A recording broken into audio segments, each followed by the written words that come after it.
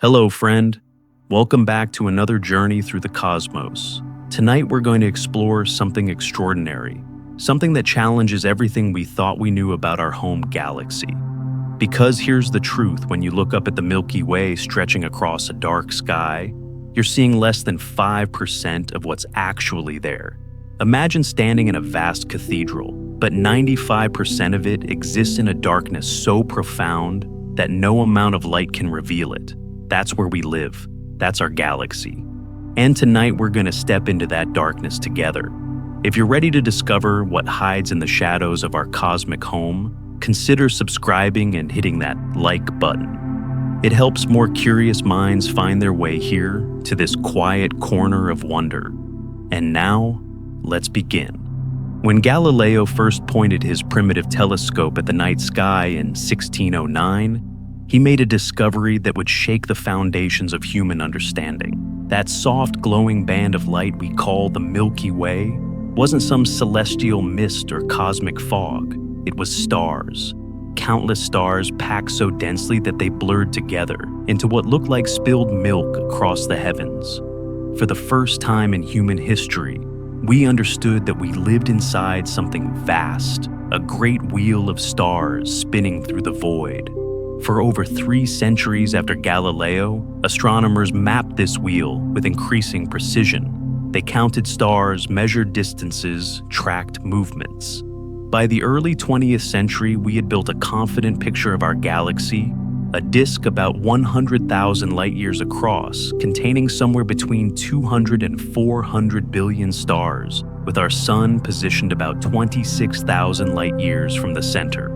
We knew the major spiral arms: Sagittarius, Perseus, Orion. We could trace the dark lanes of dust. We understood the bulge at the center, that ancient heart where stars packed together in golden crowds. It was beautiful, elegant, and almost completely wrong. The first crack in our confident vision appeared in the 1930s, though few paid attention at the time. A Swiss astronomer named Fritz Zwicky was studying galaxy clusters, vast collections of galaxies bound together by gravity. He did something simple. He measured how fast these galaxies were moving, then calculated how much mass would be needed to keep them from flying apart. The numbers didn't match, not even close. The visible matter, all those stars and gas clouds we could see, accounted for less than 10% of the mass required.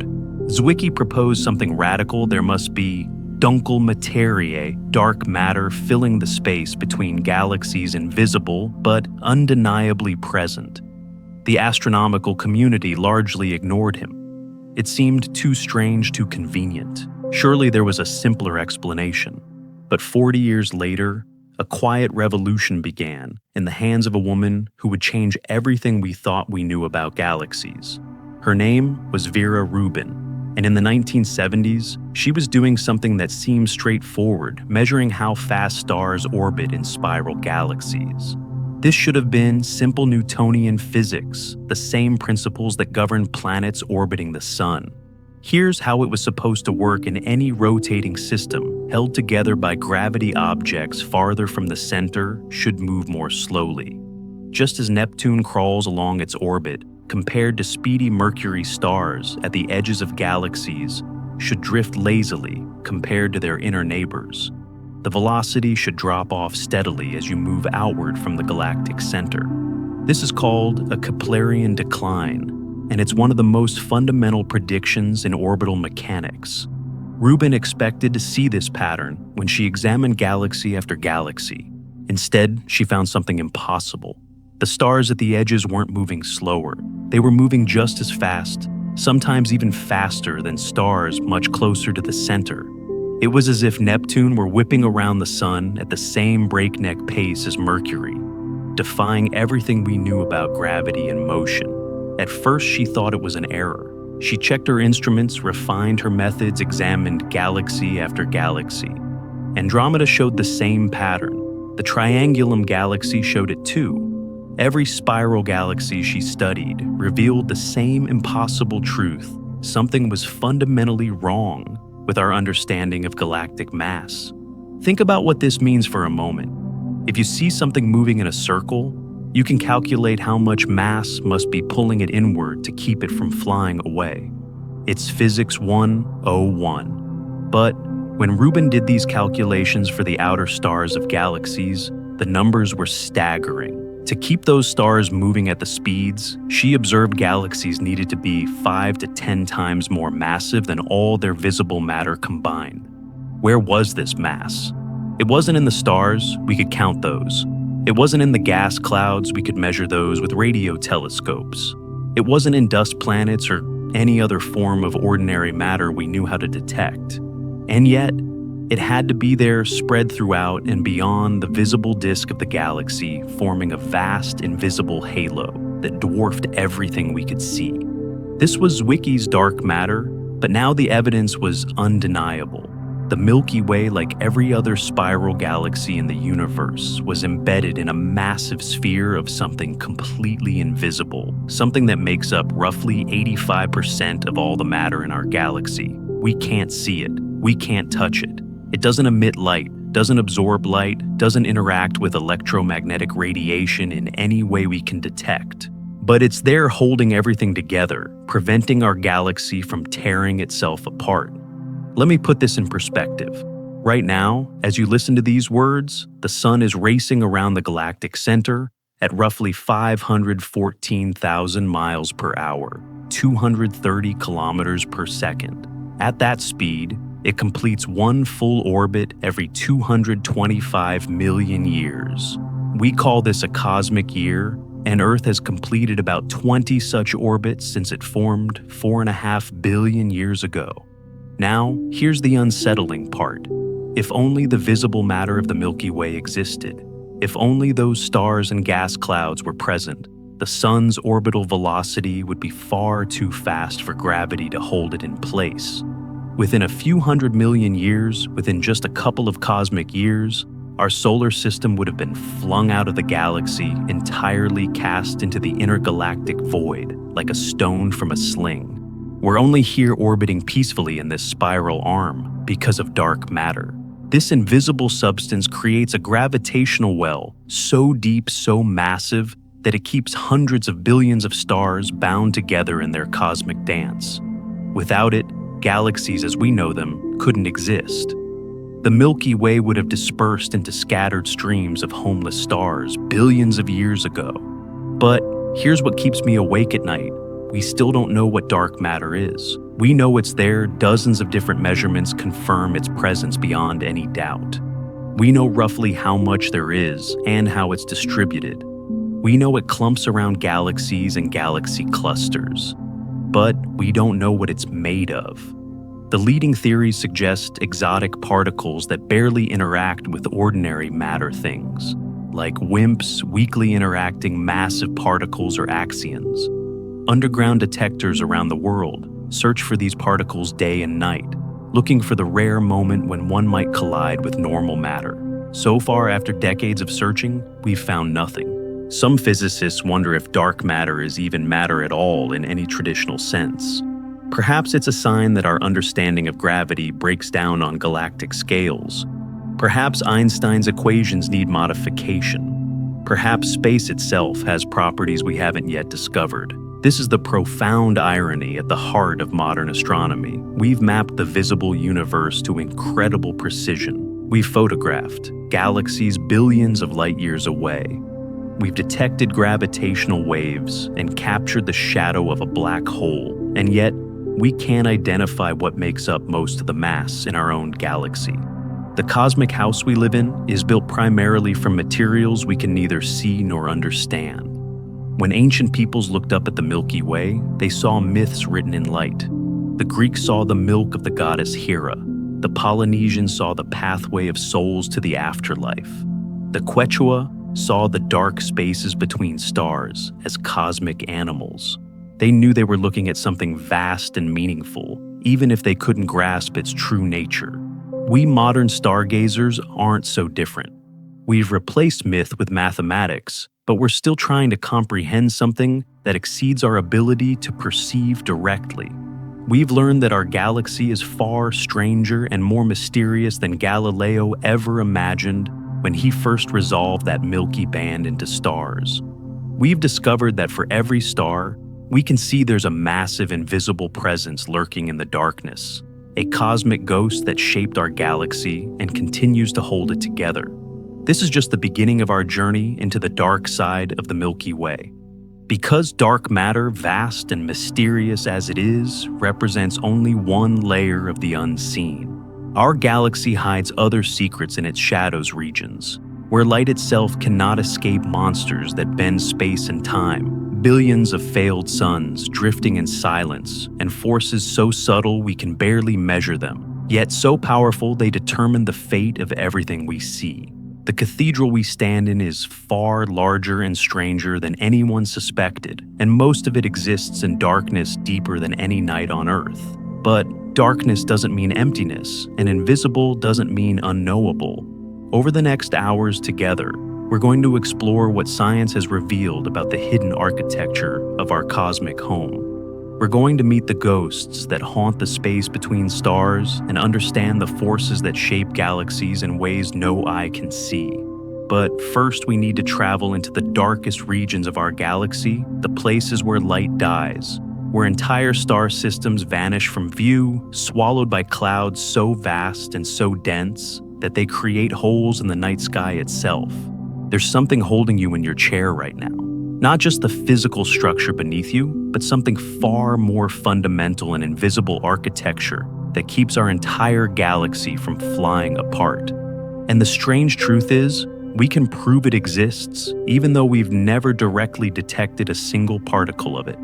In 1933, a brilliant and cantankerous Swiss astronomer named Fritz Zwicky was studying the Coma Cluster, a collection of over 1,000 galaxies bound together by gravity located about 320 million light-years from Earth. Zwicky had a reputation for being difficult. He called his colleagues spherical bastards because he said they were bastards no matter which way you looked at them. But he was also relentlessly precise in his observations. And what he observed in the Coma Cluster made no sense whatsoever. He measured the velocities of galaxies within the cluster, watching how fast they orbited around their common center of mass. Then he did what should have been straightforward physics. He calculated how much total mass the cluster needed to prevent these galaxies from escaping. The number he arrived at was shocking. The cluster required about 400 times more mass than he could account for by adding up all the visible stars and gas. 400 times. It wasn't a small discrepancy or a rounding error. It was a cosmic scale problem that suggested either our understanding of gravity was fundamentally broken or the universe was filled with matter we couldn't see. Zwicky called it Dunkel Materie, dark matter, and for 4 decades, almost everyone ignored him. It was too radical, too convenient. Surely there was a mistake in the calculations.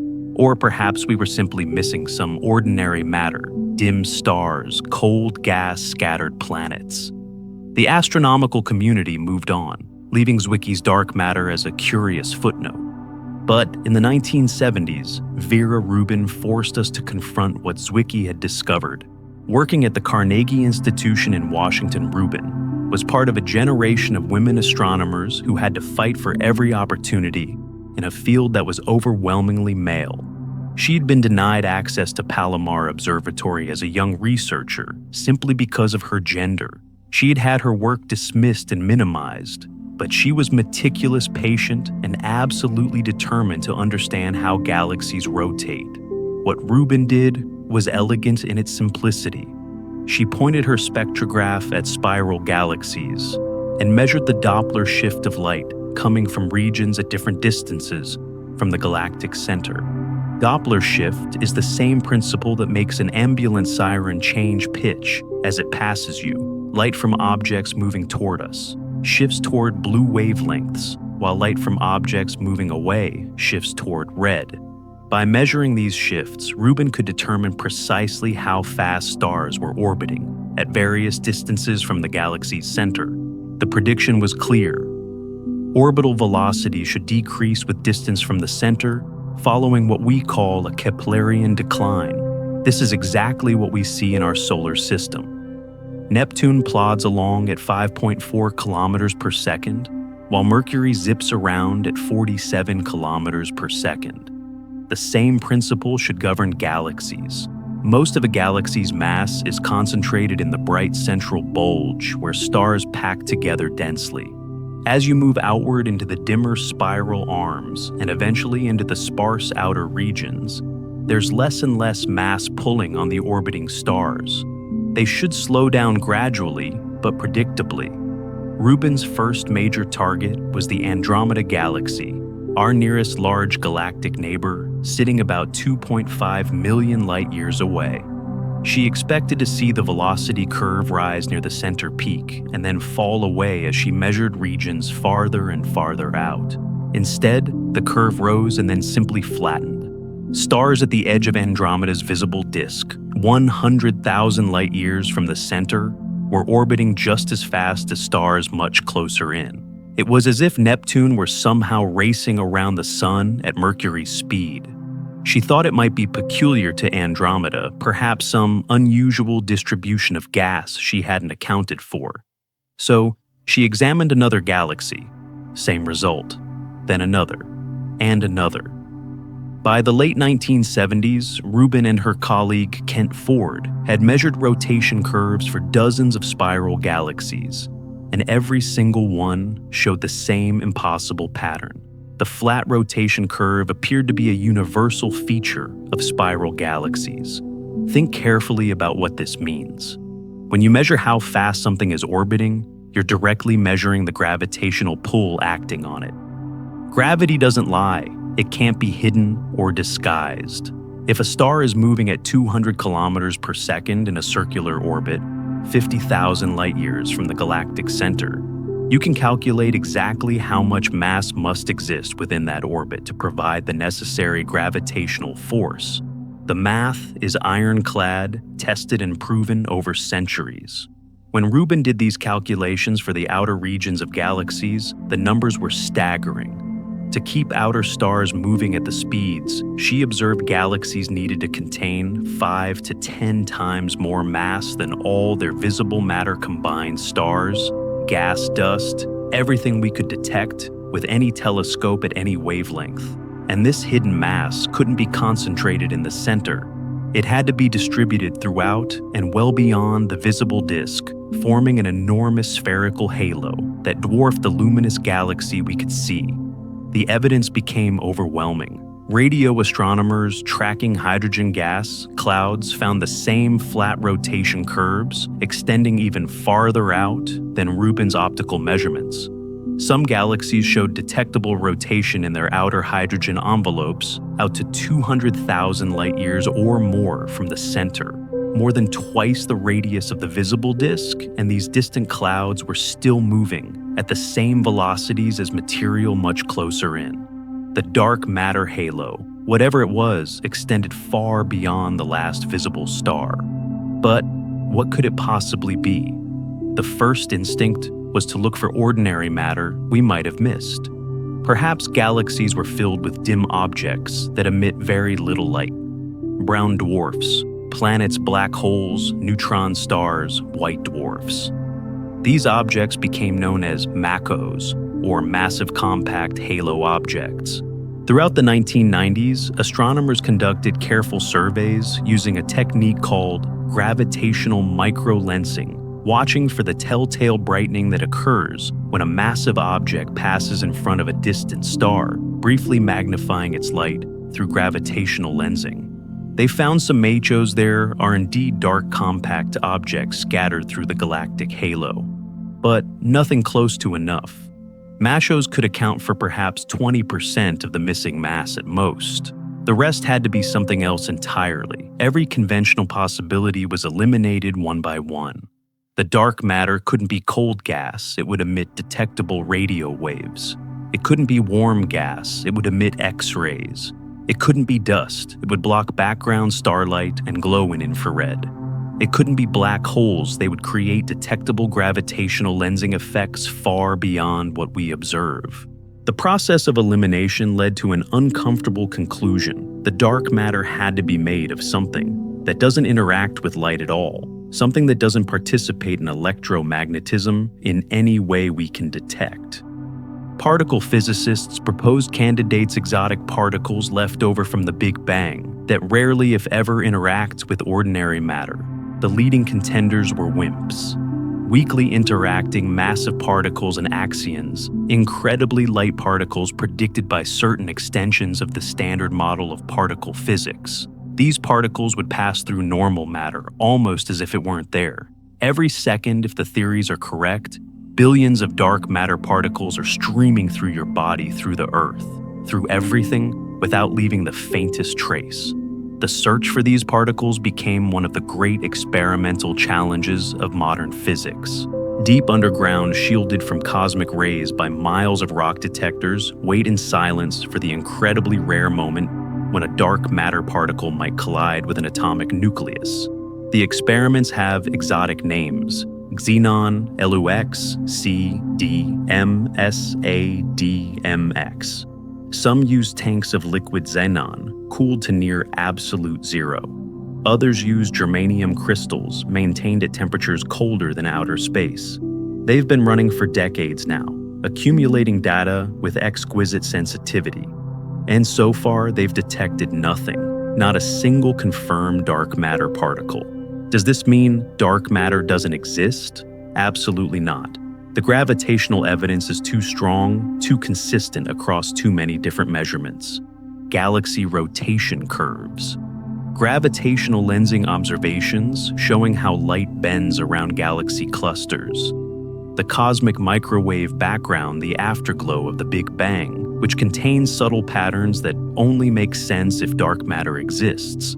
The large-scale structure of the universe with galaxies arranged in vast cosmic webs, which computer simulations can only reproduce if dark matter provides the gravitational scaffolding. Every independent line of evidence points to the same conclusion: dark matter is real. Let me give you a specific example of just how crucial dark matter is to the Milky Way's structure.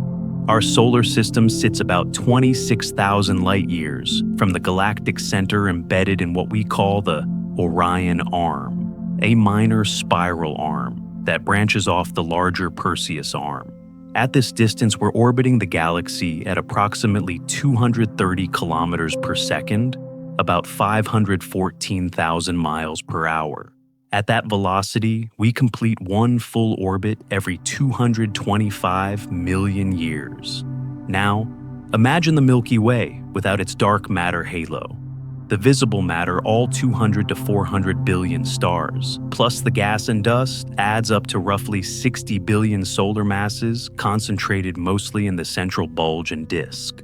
That might sound like a lot, but it's not nearly enough to hold the outer regions of the galaxy together.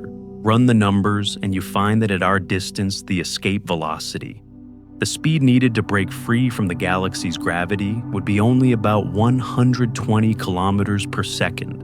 We're moving nearly twice that fast. Within a single orbit, perhaps 200 million years, our solar system would have spiraled outward, gradually pulled away from the galactic disk. Within a few billion years, we'd be drifting in the space between galaxies, the Milky Way, nothing but a distant island of light behind us. But that hasn't happened. Earth has orbited the galaxy about 20 times since it formed 4.5 billion years ago. And we're still here, still embedded in our spiral arm. Why? Because the Milky Way's dark matter halo contains roughly 1 trillion solar masses, more than 15 times the mass of all the visible matter. This vast invisible sphere of dark matter extends perhaps 600,000 light-years from the galactic center, creating a gravitational well so deep that even fast-moving stars like our sun remain bound to the galaxy.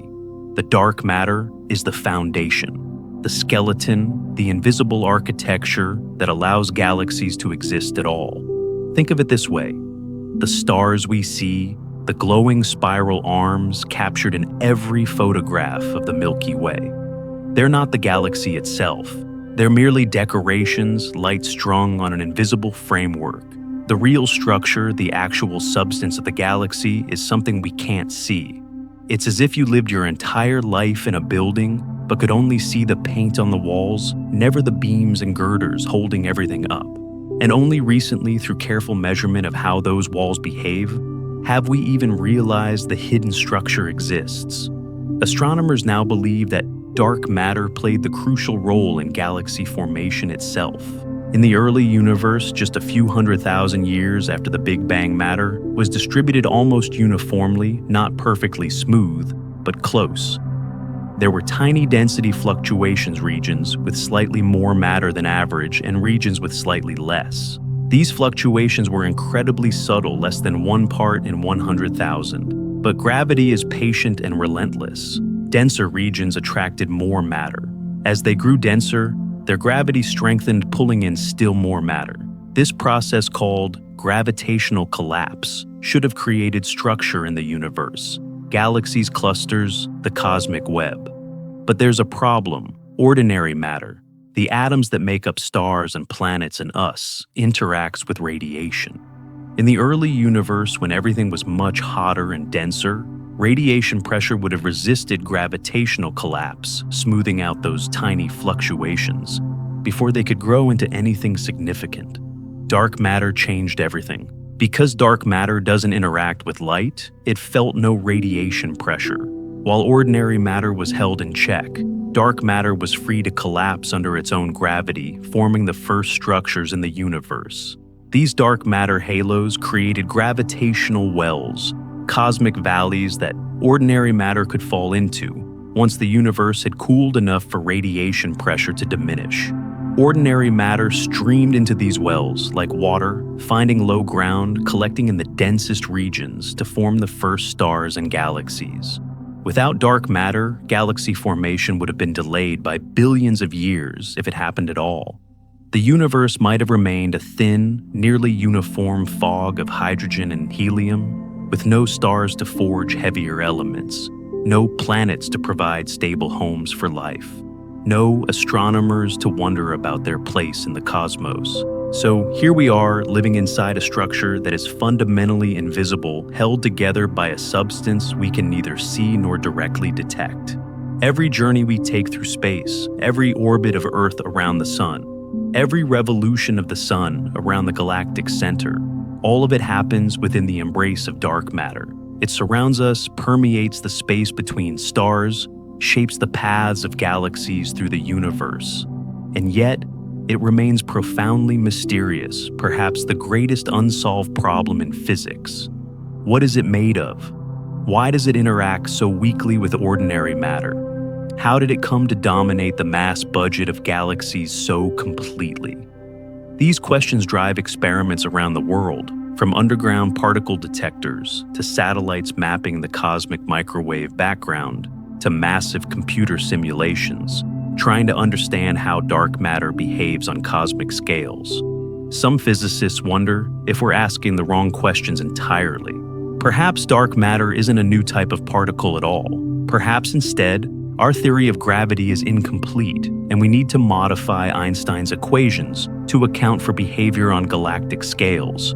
This approach, called modified Newtonian dynamics, or MOND, has had some success in explaining galaxy rotation curves, but it struggles to account for other observations, particularly gravitational lensing. The debate continues, but the weight of evidence still points toward dark matter being real, physical, and composed of particles we have yet to identify. We've spent a century building an ever more detailed map of the invisible scaffold that holds our galaxy together. We know its shape, its extent, its total mass. We know how it's distributed, more concentrated near the center, extending far beyond the visible stars. We know it's crucial not just for holding galaxies together, but for allowing them to form in the first place. We know all this, and yet the fundamental question remains unanswered. What is it? The skeleton is invisible, but its effects are everywhere. And as we'll discover, dark matter is only the beginning of the Milky Way's hidden architecture, because there are regions in our galaxy where darkness takes on a different form, not invisible matter, but zones where light itself cannot escape, where dust and gas conspire to create shadows so profound that they appear as voids in the night sky. These are the dark zones, and they hide secrets of their own. Not all darkness in the galaxy comes from invisible matter. Some of it is created by visible matter so dense, so vast, that it swallows light before it can reach us. These are the dark zones, cosmic clouds where stars are born and where starlight goes to die. If you've ever looked up at the Milky Way on a truly dark night away from city lights, you might have noticed something strange. The glowing band isn't uniform. It's broken, interrupted by what look like dark patches and rifts, as if someone had torn holes in the fabric of stars. Ancient peoples noticed this too and wove stories around these voids. But they weren't looking at emptiness. They were looking at some of the most massive structures in our galaxy walls of dust and gas so thick that they block the light of billions of stars behind them. The indigenous people of Australia saw these dark patches as a celestial emu, its body and neck stretching across the sky. The Incas of South America mapped an entire zodiac in the darkness between stars, seeing llamas, snakes, and toads in the black rifts. They understood something profound: the darkness is as much a part of the sky as the light. They just didn't know how right they were. The largest and most prominent of these dark zones is called the Great Rift, a sprawling shadow that runs through the summer Milky Way, like a dark river flowing through a luminous valley. From our perspective on Earth, it stretches from the constellation Cygnus in the north, all the way down through Sagittarius, splitting the Milky Way in two. For centuries, astronomers wondered what could create such an enormous absence of stars. Were these regions simply devoid of suns, vast cosmic voids where nothing existed? The answer turned out to be far more interesting. In the early 20th century, as photography became a powerful tool for astronomy, researchers began to notice something peculiar. In some of these dark regions, if you looked very carefully at the edges, you could see faint stars that appeared slightly reddened, as if viewed through a smoky haze. And very distant stars that should have been visible behind these dark patches were completely absent, not because they didn't exist, but because something was blocking their light. These weren't holes in the distribution of stars. They were clouds, enormous molecular clouds composed primarily of hydrogen molecules, laced with dust particles so fine they were measured in microns, smaller than the cells in your body. Let me give you a sense of scale that's almost impossible to grasp. The Great Rift isn't a single cloud, but a series of connected molecular cloud complexes stretching across thousands of light years. One of the largest components, the Aquila Rift, contains enough material to form several million suns. The entire structure contains somewhere between 10 and 20 million solar masses of gas and dust. To put that in perspective, if you could gather all that material together, it would outweigh thousands of star clusters like the Pleiades. But it's the dust that makes these clouds dark. Interstellar dust grains are tiny, typically about 1/10 of a micron, across roughly the wavelength of ultraviolet light. They're composed of various materials, silicates, carbonaceous compounds, frozen water ice, even complex organic molecules. Each individual grain is insignificant, barely more substantial than smoke. But when you have trillions upon trillions of them spread across light years of space, they become an impenetrable barrier to visible light. Here's how it works. When a photon of visible light, a particle of light from a distant star, encounters a dust grain, it can be absorbed or scattered. Absorption converts the light's energy into heat, warming the dust grain slightly.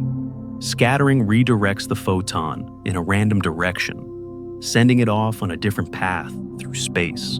Either way, the photon doesn't reach us.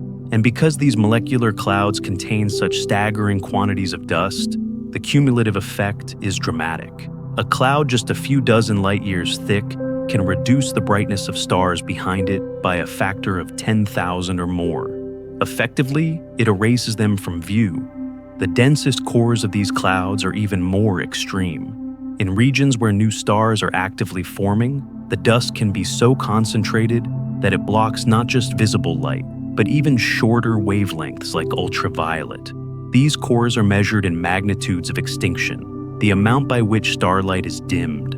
Some star-forming regions show extinction values of 30 magnitudes or more. 30 magnitudes means the light is reduced by a factor of 10 billion. A star that would normally be easily visible becomes utterly invisible, lost behind a curtain of dust.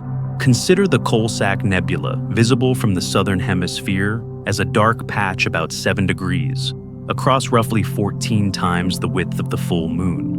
It's one of the most prominent dark nebulae in the sky, hanging near the constellation Crux the Southern Cross. To the naked eye, it looks like a black void, a hole punched in the Milky Way. But it's not a void at all.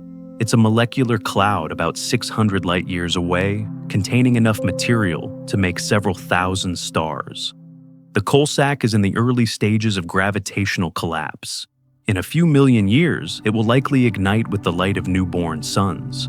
But for now, it remains dark, absorbing the light of countless stars beyond it. Or, take the Pipe Nebula, a dark cloud complex in the constellation Ophiuchus that resembles, well, a pipe, a long stem with a bowl at one end. The Pipe Nebula is about 400 light-years away and stretches across about 15 light-years of space. What makes it particularly striking is its silhouette against the dense star fields of the galactic center, because it lies almost directly between us and the center of the Milky Way. It creates a dramatic contrast, a black serpent against a background of golden light. Studies of the pipe have revealed that it contains about 10,000 solar masses of material, and like the Coalsack, it's beginning to collapse under its own gravity. Within its darkest cores, astronomers have detected the faint infrared signatures of protostars' stars in the process of being born. This brings us to a profound irony. The darkest places in our galaxy are also among the most creative. These molecular clouds, these zones of shadow that block our view of the cosmos, are stellar nurseries. They're where new stars form, where planets coalesce from swirling disks of dust, where the cycle of stellar life begins. The darkness isn't sterile or empty, it's pregnant with possibility. The process of star formation requires darkness. Stars form when regions within molecular clouds become dense enough that their own gravity overwhelms the outward pressure of gas. This happens in the coldest, densest parts of the clouds, where temperatures hover just 10 or 20 degrees above absolute zero. At these frigid temperatures, atoms move sluggishly, and gravity can more easily pull them together. But maintaining such cold temperatures requires that the cloud be shielded from starlight. Radiation from nearby stars would heat the gas, increasing the pressure and making collapse more difficult. The dust serves a dual purpose. It blocks external light, keeping the cloud cold, and it radiates away the heat generated during collapse, allowing the process to continue. Over tens of thousands of years, these dense cores contract. As they shrink, they heat up not because of nuclear fusion yet, but simply from the conversion of gravitational potential energy into thermal energy. It's the same principle that makes a bicycle pump warm when you compress air inside it. Eventually, the core becomes so hot and dense that hydrogen atoms begin to fuse and a star is born. The newborn star ignites, blazing with ultraviolet light and stellar winds that begin to blow away the surrounding cocoon of dust. What was once a dark patch becomes illuminated from within. But here's the challenge for astronomers. How do you study something you can't see? For decades, these dark zones were simply mysteries, regions where we knew something must exist, but had no way to probe them. The breakthrough came with infrared astronomy. Infrared light has longer wavelengths than visible light, and longer wavelengths can more easily slip past dust grains without being scattered or absorbed. It's like the difference between trying to throw a basketball through a chain-link fence versus throwing a grain of sand. The smaller object passes through more easily. In the 1980s and 1990s, infrared satellites like IRAS and later Spitzer began mapping these dark clouds at wavelengths invisible to human eyes. What they revealed was astonishing. The clouds weren't uniformly dark. They were structured, threaded with filaments, and studded with dense cores. And they were warm, not hot, but warmer than the surrounding space, glowing faintly in the infrared from the heat of embedded protostars. For the first time, astronomers could peer inside the stellar nurseries and watch the earliest stages of star formation. More recently, radio telescopes have added another layer of understanding. By detecting the faint radio emissions from molecules like carbon monoxide and ammonia, astronomers can map the distribution and motion of gas within these clouds with incredible precision. They have discovered that molecular clouds are turbulent, chaotic places with gas flowing in complex patterns driven by gravity-magnetic fields and shock waves from nearby supernovae. The clouds aren't static. They're dynamic, evolving structures constantly being shaped by forces both internal and external. One of the most studied dark zones is the Taurus molecular cloud, a sprawling complex about 430 light-years away. Unlike the coal sack or the pipe, Taurus is actively forming stars right now. Scattered throughout its dark expanse are dozens of young stellar objects, protostars and newly formed stars less than 1,000,000 years old. Some are still surrounded by thick disks of dust and gas from which planets may be forming. Others have already cleared away much of their birth material and shine brightly in the infrared. Taurus has become a laboratory for understanding star formation, a place where astronomers can observe the process at different stages, all within the same cloud complex. But perhaps the most dramatic example of a galactic dark zone is the zone of avoidance, a region so thick with dust that it obscures nearly 1/5 of the entire sky. This isn't a single cloud, but rather the cumulative effect of all the dust in the plane of the Milky Way's disk. Because we're located within the disk, when we look toward the galactic center or along the plane of the Milky Way, we're looking through the greatest thickness of dust. The result is that a broad band running around the entire sky, centered on the Milky Way, is partially or completely opaque to visible light. For extragalactic astronomers, those who study galaxies beyond our own, the zone of avoidance is a frustrating blind spot. Galaxies located behind this dusty band are hidden from view, creating a gap in our maps of the local universe. We know there must be galaxies there because the distribution of galaxies in other directions suggests they should be present. But we can't see them with optical telescopes. Only by observing at infrared and radio wavelengths have astronomers begun to fill in this missing piece of the cosmic puzzle, discovering previously unknown galaxy clusters and cosmic structures hidden behind our galaxy's disk. The zone of avoidance also creates another problem. It obscures our view of the galactic center itself.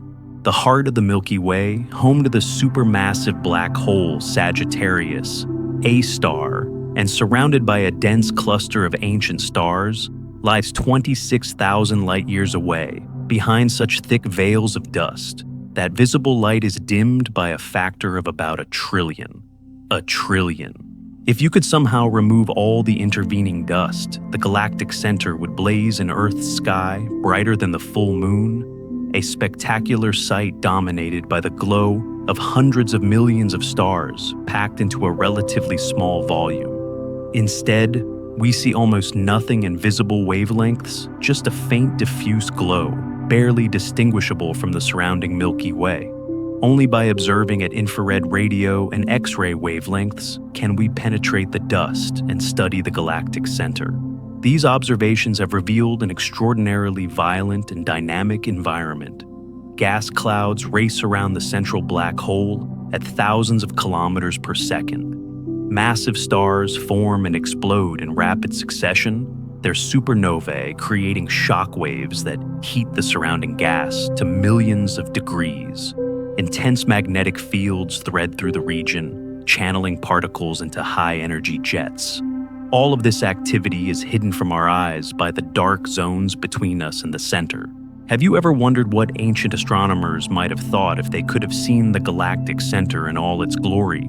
The Maya, the Egyptians, the Babylonians, they mapped the heavens with remarkable precision, but they never saw this blazing heart of our galaxy because the dust kept it hidden. In a sense, we're only now in the last few decades seeing our galaxy as it truly is, finally piercing the veils that have hidden so much from human view for all of history. But There's something almost poetic about these dark zones. They remind us that the universe isn't obligated to be transparent to us, that there are barriers to our vision built into the very structure of the cosmos. The dust that blocks our view isn't an inconvenience, it's an essential ingredient in the chemistry of the universe. Those tiny grains serve as catalysts for chemical reactions, as nucleation sites for the formation of molecules, as the raw material from which planets are built. The dust in these clouds will one day form worlds, and some of those worlds may harbor life.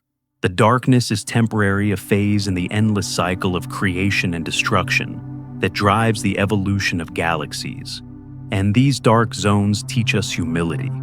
For all our technological sophistication, for all our telescopes and satellites and theoretical models, there are still regions of our own galaxy that remain largely inaccessible to direct observation. We can infer what's happening there, we can use indirect methods to probe their structure, but we can't see them clearly. It's a reminder that the universe is under no obligation to reveal its secrets easily. Yet, we keep trying. New instruments, new wavelengths, new techniques. Each generation of astronomers pushes a little further into the darkness, bringing a little more of the hidden galaxy into the light. And what they've found is that the darkness is never truly empty. It's always alive with activity, with structure, with processes that shape the galaxy in profound ways. But if the dark zones show us places where ordinary matter blocks our vision, there's an even more extreme form of darkness in the Milky Way regions, where gravity itself becomes so intense that not even light can escape.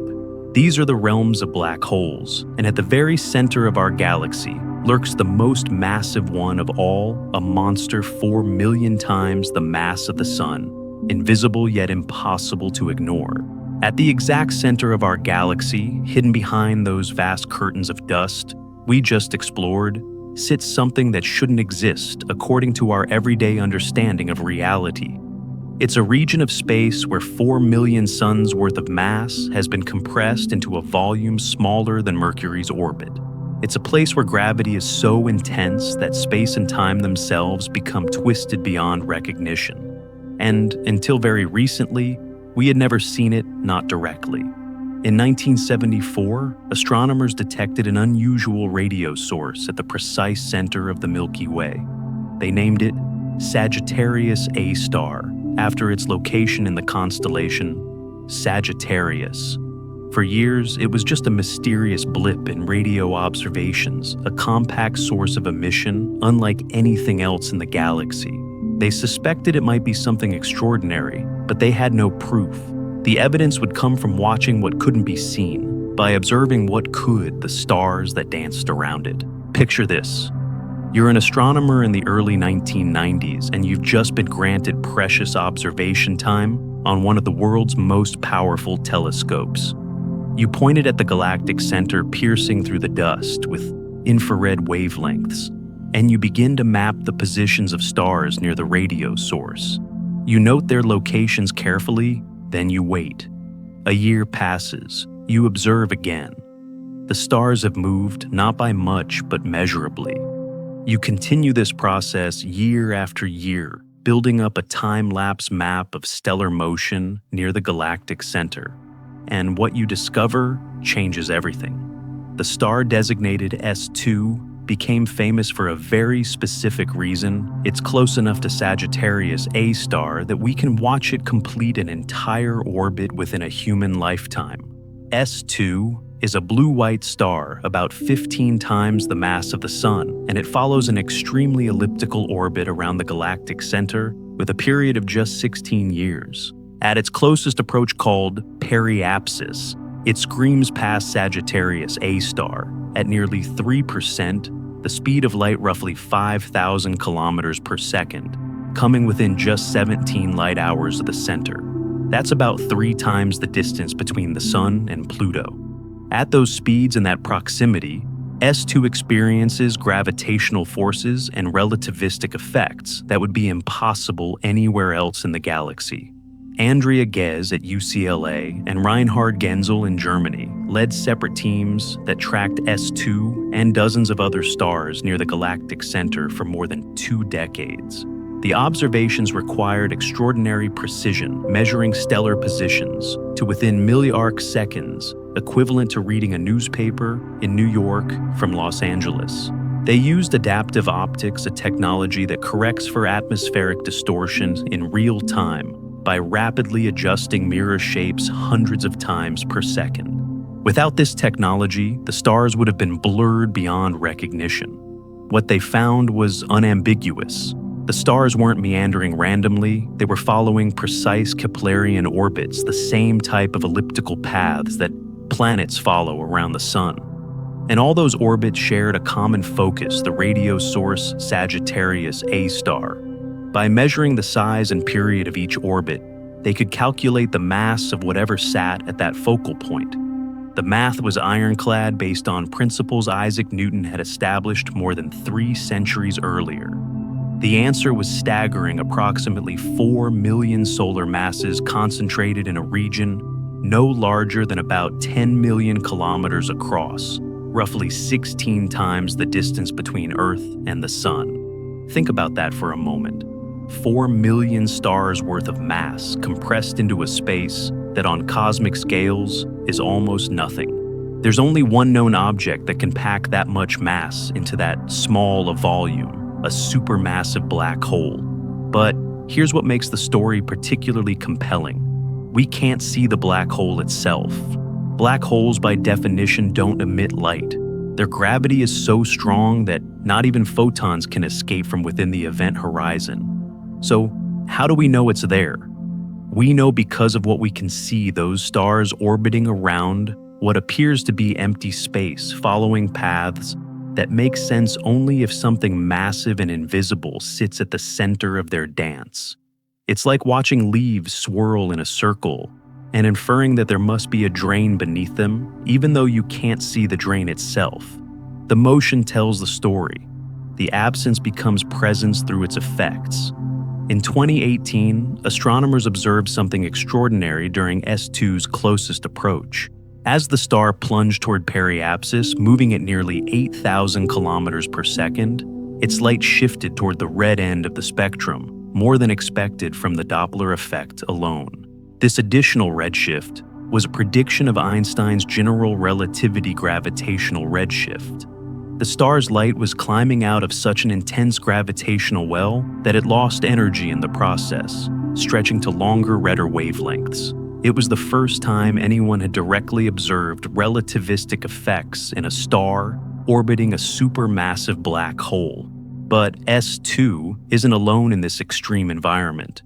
Astronomers have now cataloged dozens of stars in the central parsec, the region within about 3 light-years of Sagittarius A star. Some follow orbits even more extreme than S2. A star designated S62 holds the current record for the shortest known orbital period around the galactic center, just 9.9 years.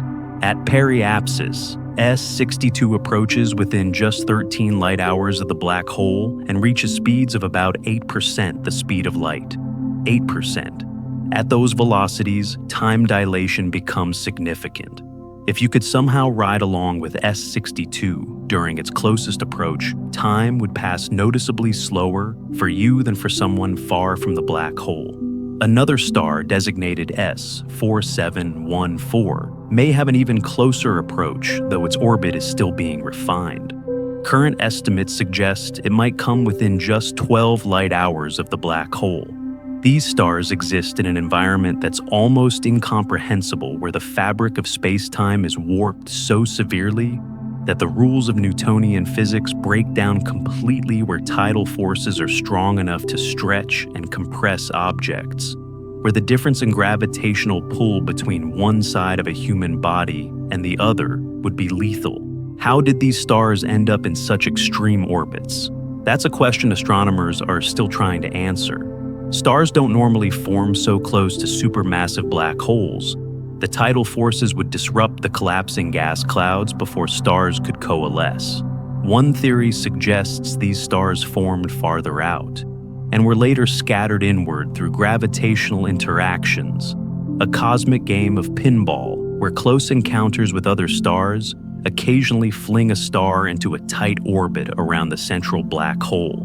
Another possibility is that they formed from the remnants of larger stars that were tidally disrupted, with the debris collapsing into new stars in situ.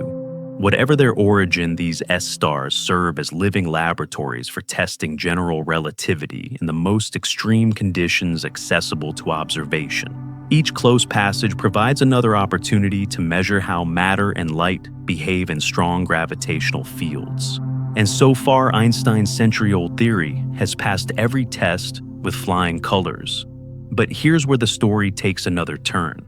In 2019, the Event Horizon Telescope collaboration announced something that seemed impossible. They had captured an image of a black hole. Not our black hole, mind you.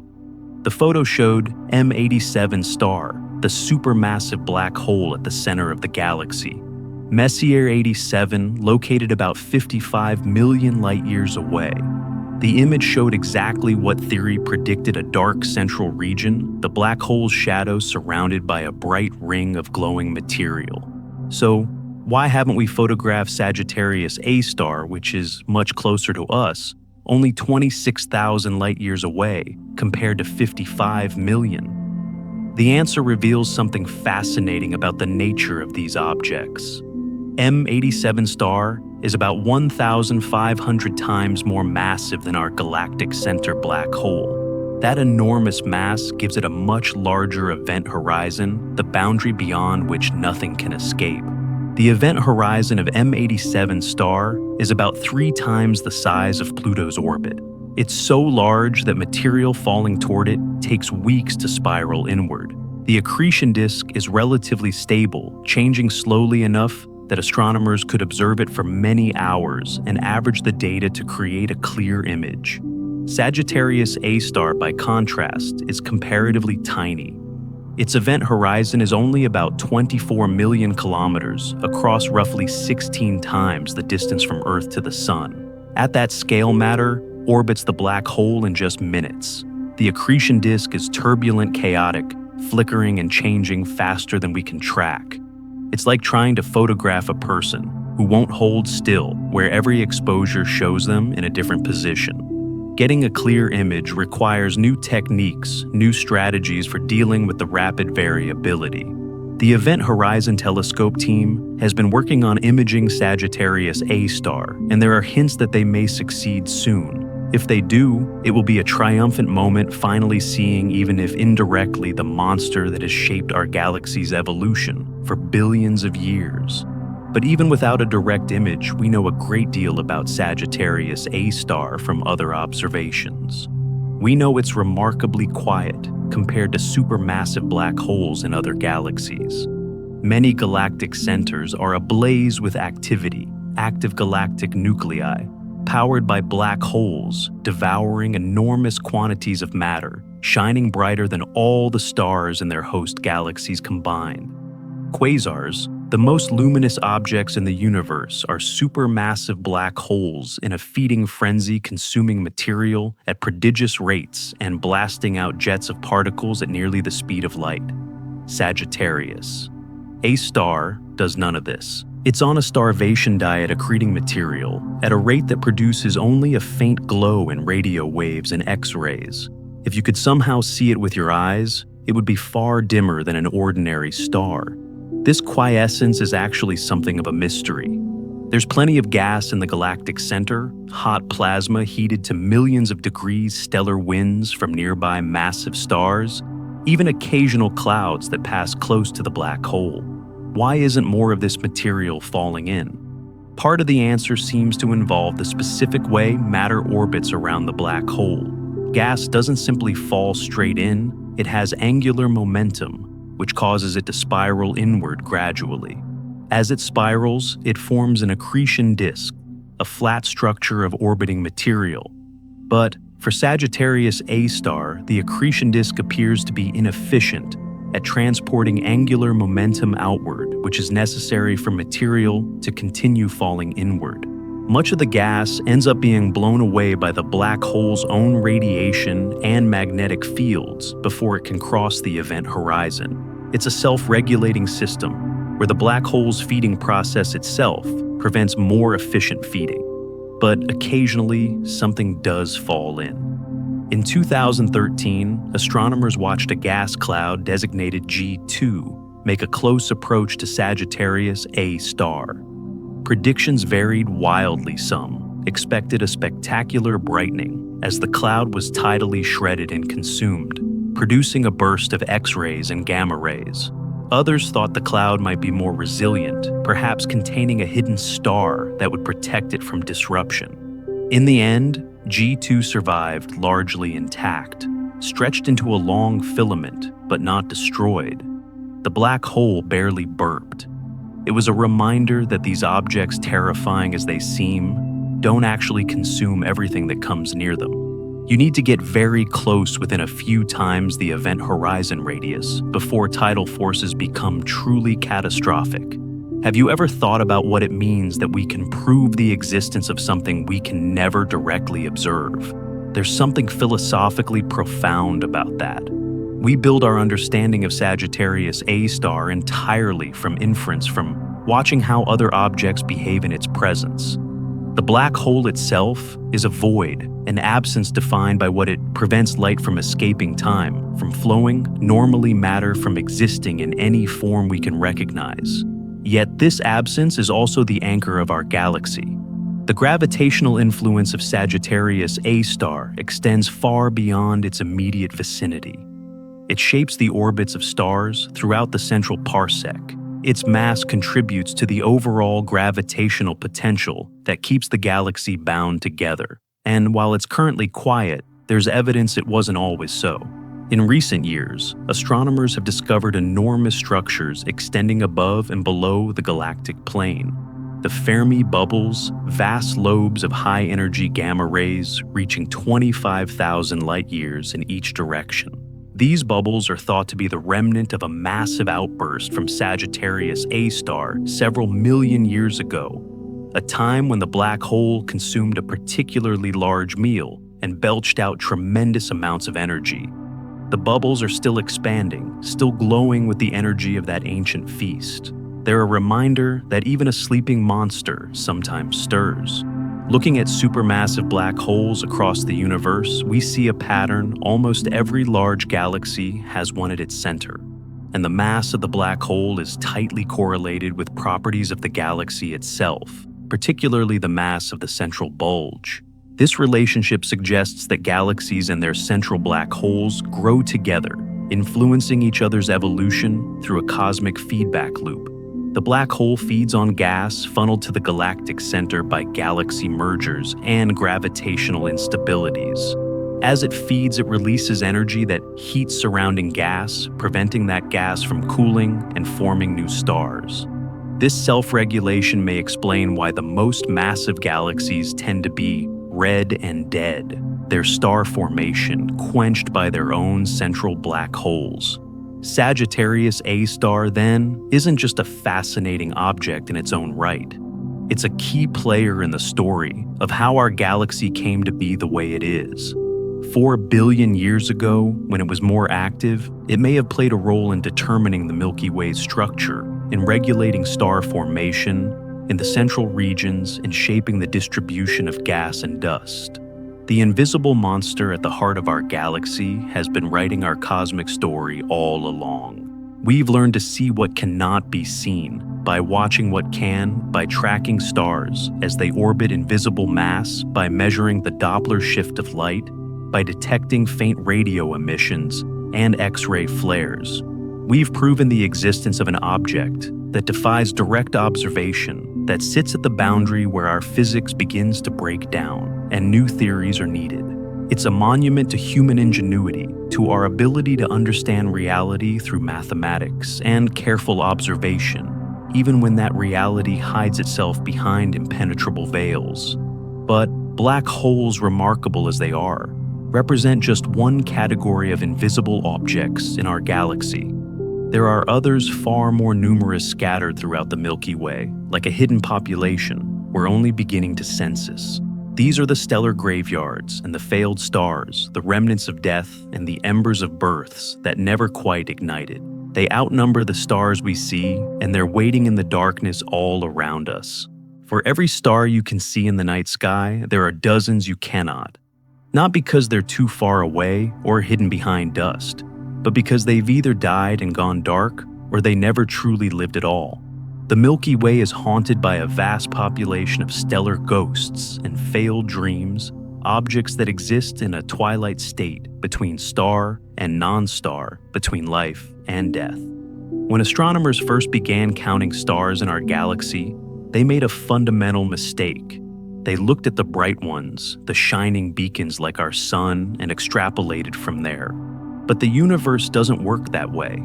The galaxy is far more populated with failure and endings than with success and beginnings, and the invisible vastly outnumbers the visible. In 1995, two teams of astronomers independently discovered something that would revolutionize our understanding of what lurks between the stars.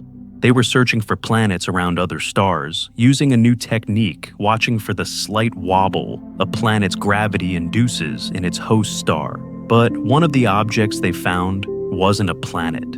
It was something else entirely, something that had been predicted theoretically for decades, but never confirmed a brown dwarf. The object designated Gliese 229b orbited a red dwarf star about 19 light-years from Earth. But calling it a planet felt wrong. It was far too massive, about 40 times the mass of Jupiter. Yet, it wasn't quite a star either. Its core had never grown hot enough to ignite hydrogen fusion, the nuclear reaction that powers true stars. It glowed faintly in the infrared radiating heat left over from its formation. But it was destined to slowly cool and fade over billions of years. It was a failed star, an object that had almost made it but fell just short. Brown dwarfs occupy a strange liminal space in cosmic taxonomy. They're too massive to be planets form from the disk of material around a young star, while brown dwarfs form the same way stars do from the direct collapse of a gas cloud. But they're not massive enough to be stars lacking the internal pressure and temperature needed to fuse hydrogen. The boundary sits at about 75 to 80 times Jupiter's mass, or roughly 8% the mass of the Sun. Above that threshold, you get a red dwarf star, the dimmest type of true star. Below it, you get a brown dwarf, forever, unable to ignite. What makes brown dwarfs particularly fascinating is how common they appear to be. Early estimates based on the handful discovered in the 1990s suggested they might be rare, perhaps one brown dwarf for every 10 stars. But as infrared surveys became more sophisticated, that ratio changed dramatically. The Wide Field Infrared Survey Explorer, or WISE, a NASA space telescope that mapped the entire sky in infrared wavelengths, detected thousands of brown dwarfs. More recent surveys suggest there may be as many brown dwarfs in the Milky Way as there are red dwarf stars, possibly even more. Think about that for a moment. Red dwarfs are by far the most common type of star in the galaxy, outnumbering sun-like stars by about 20 to 1.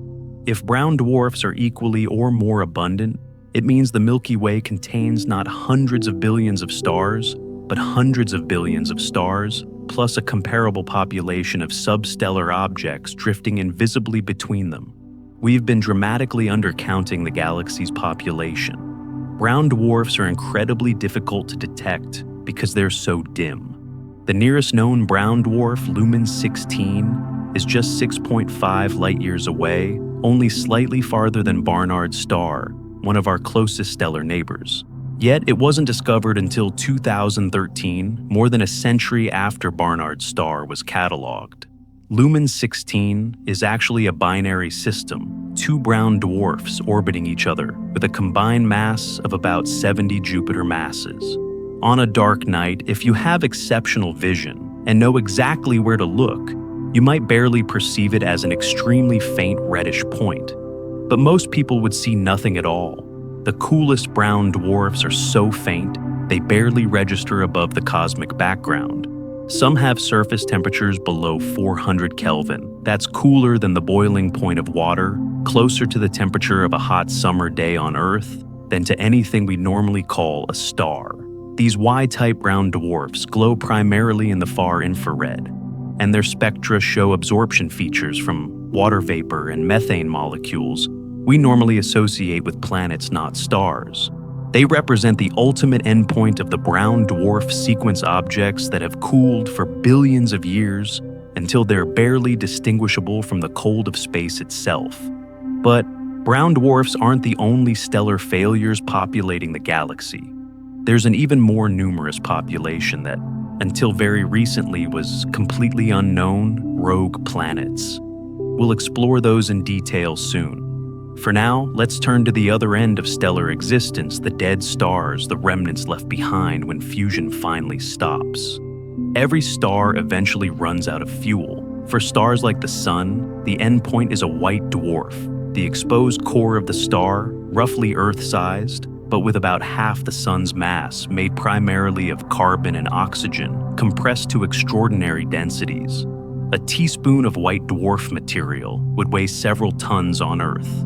White dwarfs are born hot temperatures of 100,000 Kelvin or more, but they have no internal energy source. They simply radiate away their stored heat over billions of years, gradually cooling and fading. The Milky Way has accumulated white dwarfs for its entire history. Every star more massive than about half the Sun, but less than 8 solar masses will eventually become a white dwarf. Given that the galaxy is roughly 13 billion years old and has been forming stars throughout that time, astronomers estimate there are somewhere between 10 and 20 billion white dwarfs scattered through the galactic disk and halo. That's roughly 5 to 10% of the visible star. Count a massive population of stellar corpses outnumbering all the bright stars we can easily see. Most white dwarfs are so faint, they're invisible to the naked eye, even if they're relatively nearby. Sirius B, the white dwarf companion to Sirius, the brightest star in Earth's night sky, is just 8.6 light-years away, practically in our cosmic backyard. But it's 10,000 times dimmer than Sirius A, and it wasn't discovered until 1862, when telescope maker Alvin Clark noticed a faint point of light near Sirius while testing a new lens. Even today, amateur astronomers find Sirius B challenging to observe because it's overwhelmed by the glare of its brilliant companion. The oldest white dwarfs in the galaxy have been cooling for 10 billion years or more. They have faded from white-hot to red to dim orange, and eventually to near black. Astronomers call these hypothetical endpoints black dwarfs, white dwarfs, that have cooled to the point where they emit almost no detectable light. Whether any black dwarfs actually exist yet is unclear. The cooling process takes an enormous amount of time, and calculations suggest even the oldest white dwarfs might still be faintly glowing in the infrared. But given enough time, trillions of years, every white dwarf will become a black dwarf, a dark ember drifting through the galaxy, invisible but undeniable. For more massive stars, death takes a different form. Stars above 8 solar masses don't end as white dwarfs.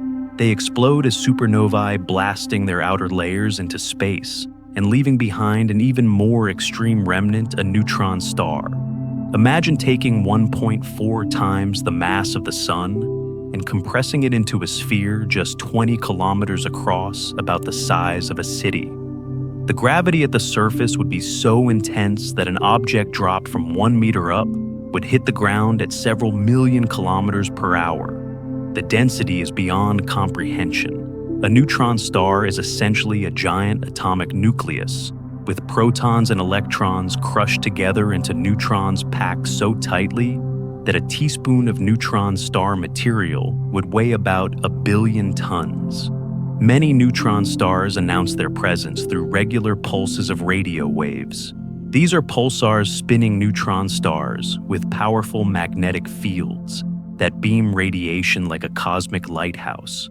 The first pulsar, discovered in 1967 by Jocelyn Bell Burnell, was so regular, pulsing every 1.337 seconds, that the research team briefly considered whether it might be a signal from an alien civilization. They jokingly called it LGM-1 for Little Green Men. The discovery of more pulsars with different periods quickly ruled out the alien hypothesis, but it opened up a new window into stellar evolution. Astronomers estimate there are roughly 100 million neutron stars in the Milky Way, a number derived from supernova rates and stellar population models. But here's the catch: we've only detected about 3,000 of them. What happened to the other 99.997%? Most neutron stars are silent. Not all of them pulse, and even those that do will eventually stop as their rotation slows and their magnetic fields decay. The radio beams require specific conditions: a strong magnetic field, rapid rotation, and the beam needs to sweep across Earth's line of sight. A neutron star whose beam points elsewhere is invisible to our radio telescopes, no matter how close it might be.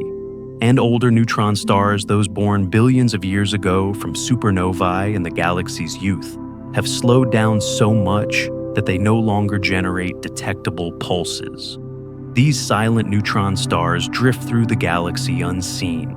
They're extraordinarily difficult to detect because they're so small, just 20 kilometers across, far too tiny to resolve, even with our most powerful telescopes. If one passed through the outer solar system at the distance of Neptune, we might not even notice it, unless it happened to gravitationally perturb something we were actively tracking. There could be isolated neutron stars scattered throughout the galactic disk, dark and silent, and we'd have no easy way to know. Some neutron stars reveal themselves through X-rays rather than radio waves. Lone neutron stars, if they're young and hot enough, can glow in X-rays from their residual heat. Several such objects have been discovered, like RxJ 1856.5-3754, a neutron star about 400 light-years away with a surface temperature around 700,000 Kelvin. It produces no radio pulses, and if it weren't still glowing from the heat of its formation, we might never have found it. Then there are the truly invisible remnant stellar mass black holes. When a star more massive than about 25 solar masses explodes as a supernova, the core collapse continues past the neutron star phase. Nothing can halt the gravitational implosion, and the core becomes a black hole, typically 5 to 20 times the sun's mass. These stellar mass black holes are even more elusive than neutron stars. If they're isolated, not feeding on surrounding material, and not part of a binary system, they're essentially undetectable by any direct means. They don't emit light, they don't pulse, they don't glow in any wavelength. They're simply dark gravitational wells floating through the galaxy. Astronomers have detected stellar mass black holes primarily in binary systems, where they pull material from a companion star. The infalling gas forms an accretion disk heating up to millions of degrees and emitting intense X-rays. Systems like Cygnus X-1. The first widely accepted black hole candidate were found this way, but isolated black holes. Those are ghosts within ghosts. Estimates suggest the Milky Way might contain 100 million to 1 billion stellar mass black holes. A billion. And we've confirmed the existence of perhaps a few dozen. The rest are out there somewhere invisible, each one a collapsed star that ended its life by removing itself from the visible universe while leaving its gravitational signature behind. Occasionally, these invisible objects betray their presence through gravitational microlensing. When a massive object passes in front of a more distant star, its gravity bends the star's light, briefly brightening it in a characteristic way. Several candidates for isolated stellar mass black holes have been found through microlensing surveys.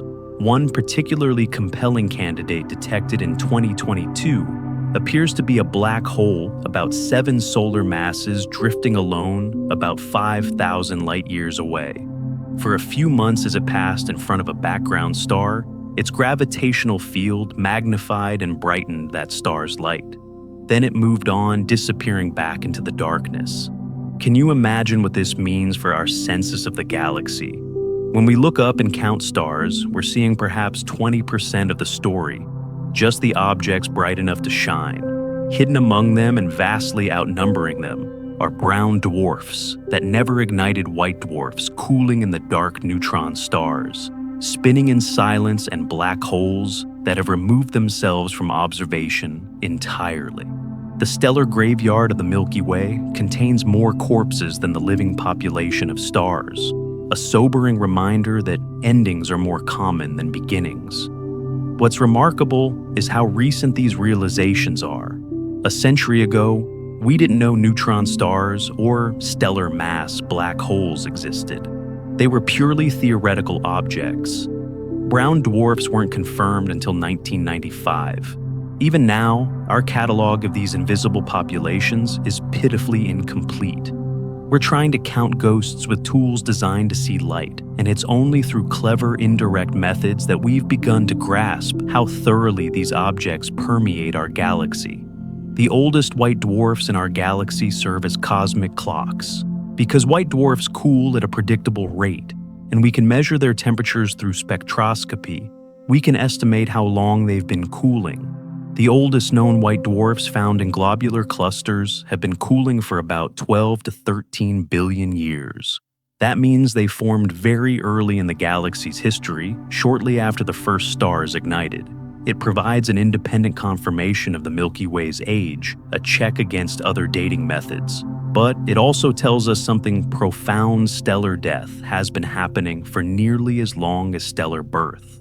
From the very beginning, the galaxy has been accumulating this invisible population, building up a vast reserve of dark matter that isn't exotic particles, but simply ordinary matter, in forms we struggle to detect. These stellar remnants, brown dwarfs and failed stars, contribute to the galaxy's mass budget in ways we're only beginning to appreciate. The lesson here is humility. For centuries, we've built our understanding of the galaxy by studying what shines. But the galaxy isn't defined by its light. It's defined by everything in it, visible and invisible, living and dead, success and failure. The brown dwarfs that never quite made it, the white dwarfs slowly fading the neutron stars, spinning in darkness, the black holes that have removed themselves from observation. These aren't footnotes to the stellar story. They're essential chapters, perhaps even the dominant chapters in the long arc of galactic evolution. And we've only scratched the surface of the invisible, because there's another population out there, one that might dwarf all the others, combined worlds without suns, planets cast adrift in the darkness between stars, wandering through the void, with no light to warm them, and no parent star to guide them home. Imagine a world where the sun never rises, not because of an eclipse or a polar winter, but because there is no sun at all. No dawn, no sunset, no cycle of day and night, just eternal darkness and cold, so profound that the atmosphere itself freezes and falls as snow. These worlds exist, billions of them, drifting through the Milky Way in perpetual night. They're called rogue planets, and until recently we didn't know they existed. Now, we're discovering they might be the most common type of planet in the galaxy, more numerous than all the stars, more abundant than all the planets orbiting those stars. They're orphans cast out from their birth systems, wandering the cosmic void alone. The first hints came in 2011, when a team of astronomers led by Takahiro Sumi published results from a gravitational microlensing survey. They'd been searching for planets by watching how foreground objects briefly magnify the light of more distant stars as they pass in front of them. Most of the time, when they detected a planet this way, it was accompanied by a star. The gravitational signature showed both a large mass and a smaller mass orbiting it, but in some cases, they found planets with no stellar companion at all, lone worlds drifting through interstellar space. The numbers were staggering. Based on the frequency of these detections, the team estimated there might be nearly 2 Jupiter-mass rogue planets for every star in the Milky Way. 2 per star. That suggested a population of something like 400 billion rogue planets in our galaxy alone, possibly more. It was one of the most surprising discoveries in modern astronomy, and it forced us to reconsider what we mean by the word planet. How does a planet end up floating alone in the darkness? There are several ways, and all of them involve violence.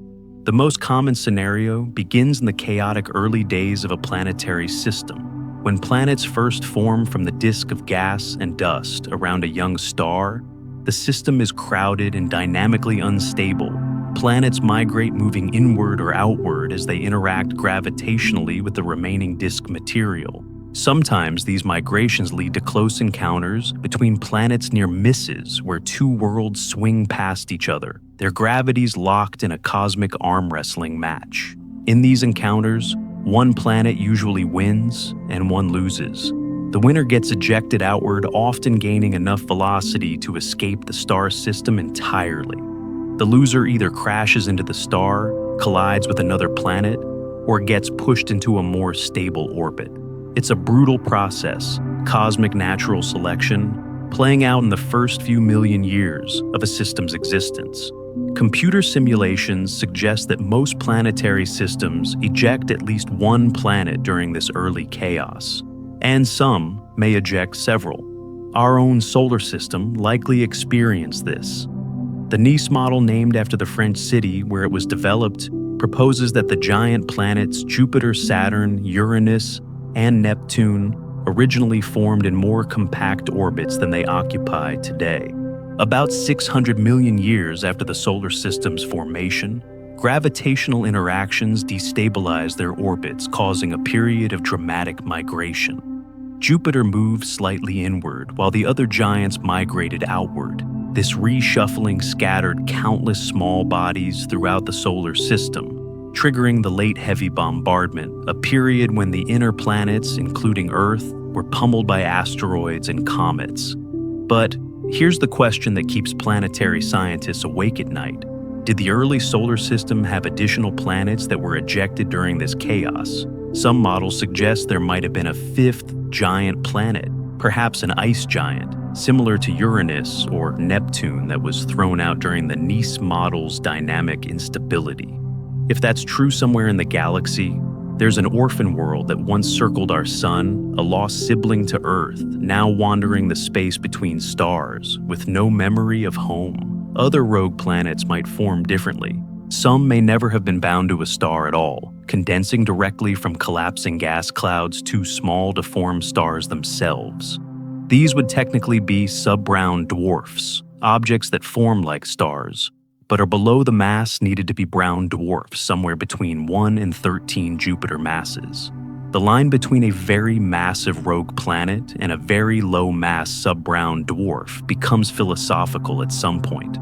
What matters is that they exist in large numbers, drifting through the galaxy, invisible, except for their gravitational effects. In 2021, astronomers announced the discovery of what might be the smallest rogue planet ever detected, an object probably between Earth and Mars in size, found through microlensing. The event lasted only 41.5 minutes, a fleeting brightening of a background star, as the rogue planet's gravity focused its light. That brief window allowed astronomers to estimate the object's mass and distance. It's somewhere between 2,000 and 20,000 light-years away, floating alone in the darkness. An Earth-sized world with no sun, no warmth, nothing but the cold radiation of interstellar space. What would such a world be like? Let's think it through carefully, because the physics is both fascinating and terrifying. Without a star to provide energy, the surface temperature of a rogue planet is determined primarily by two factors: residual heat from its formation and radioactive decay in its interior. For a rocky planet like Earth, these sources provide very little warmth.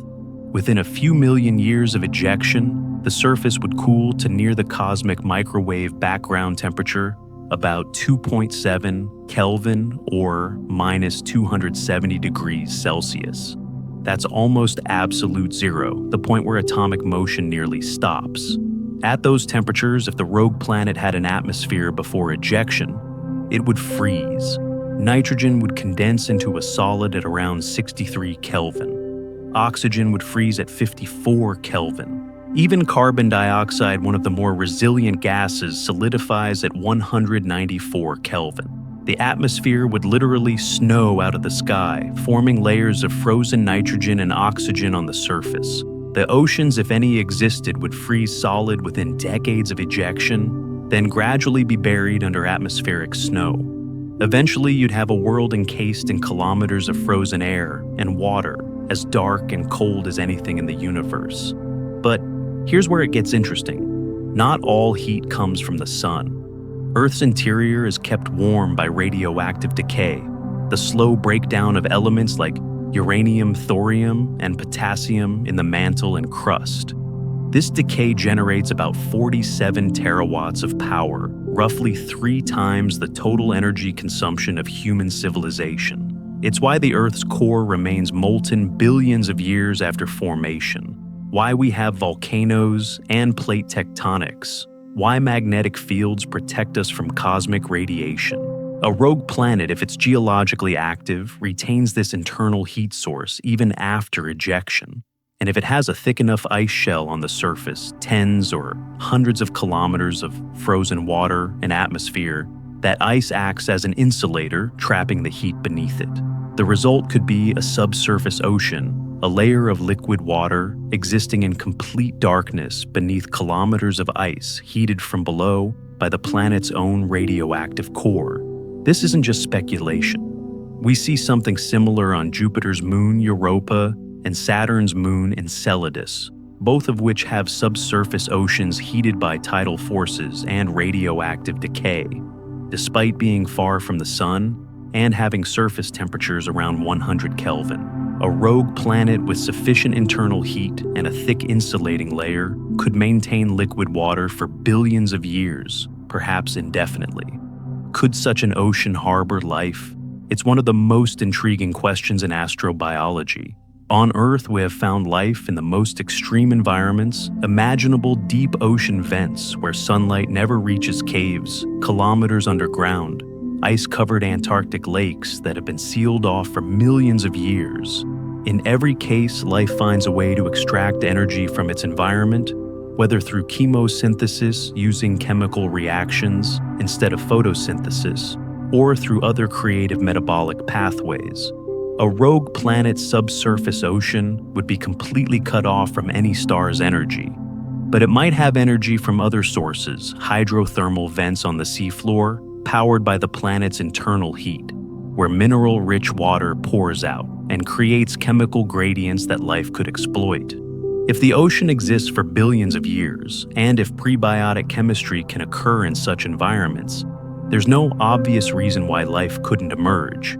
It would be life that evolved in absolute darkness, life that never knew the existence of stars, life that developed in one of the most isolated environments possible. Think about the philosophical implications. If rogue planets outnumber stars, and if even a small fraction of them have subsurface oceans, and if life can arise in such environments, then the majority of life in the galaxy might exist on worlds without suns. Life as we know it, based on photosynthesis and solar energy, might be the minority case. The most common form of life could be living in eternal darkness beneath kilometers of ice on orphan worlds, completely unaware that stars and light exist anywhere in the universe. Detection of these subsurface oceans is extraordinarily difficult. We can't currently image rogue planets directly. They're too small and too cold. Microlensing gives us statistics telling us roughly how many exist, but it doesn't tell us anything about individual planets' compositions or whether they have water. Future missions might attempt to detect them through infrared emissions. A rogue planet with a subsurface ocean might be slightly warmer than one, without enough to produce a faint infrared glow detectable by sensitive space telescopes.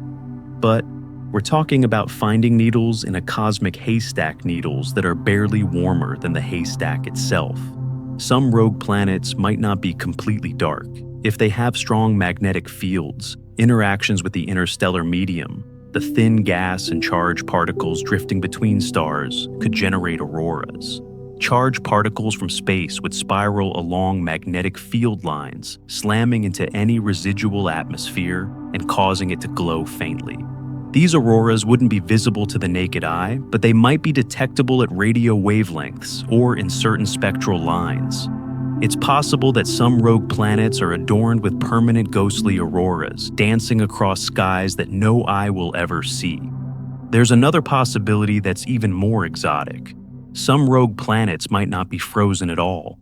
If a planet is massive enough, perhaps 10 to 15 Earth masses, and if it retained a very thick hydrogen and helium atmosphere, that atmosphere could trap enough internal heat through pressure and greenhouse effects to keep the surface warm. These would be super-Earths or mini-Neptune's worlds where the sheer mass of the atmosphere creates temperatures well above freezing, despite the lack of a star. Some models suggest liquid water could exist on the surface of such worlds, with temperatures maintained entirely by atmospheric pressure and internal heat. Picture such a place, a world with no day or night, because there is no sun to define them, covered in dark oceans beneath a crushing atmosphere, kilometers thick, lit only by the dim glow of lightning storms, in the perpetual twilight of the cloud layers. Volcanoes might provide the only other light if the planet is geologically active enough. It would be an environment unlike anything in our solar system, a world that exists in a state that seems halfway between planet and failed star. The ejection process itself must be traumatic. Imagine being a moon orbiting one of these worlds when it gets thrown out of its system. The gravitational slingshot that ejects the planet would likely rip away any moons, scattering them into independent orbits or destroying them through tidal forces. Any life that existed on such a planet would experience a rapid transition from normal illumination to eternal darkness. Depending on how quickly the planet cooled, surface life might have weeks to centuries to adapt or perish. Life in subsurface oceans would fare better, protected from the sudden loss of stellar radiation. In 2020, astronomers discovered something that might be a rogue planet with a moon. The object designated MOA 2011BLG262 showed a microlensing signature consistent with a planet-sized object accompanied by a smaller mass. If confirmed, it would be the first known exomoon around a rogue planet, a double orphan world and moon together, cast into darkness bound to each other, but to nothing else? The thought carries a strange poignancy. Two worlds keeping each other company in the void, the moon still raising tides on the planet, even though no sun warms either of them.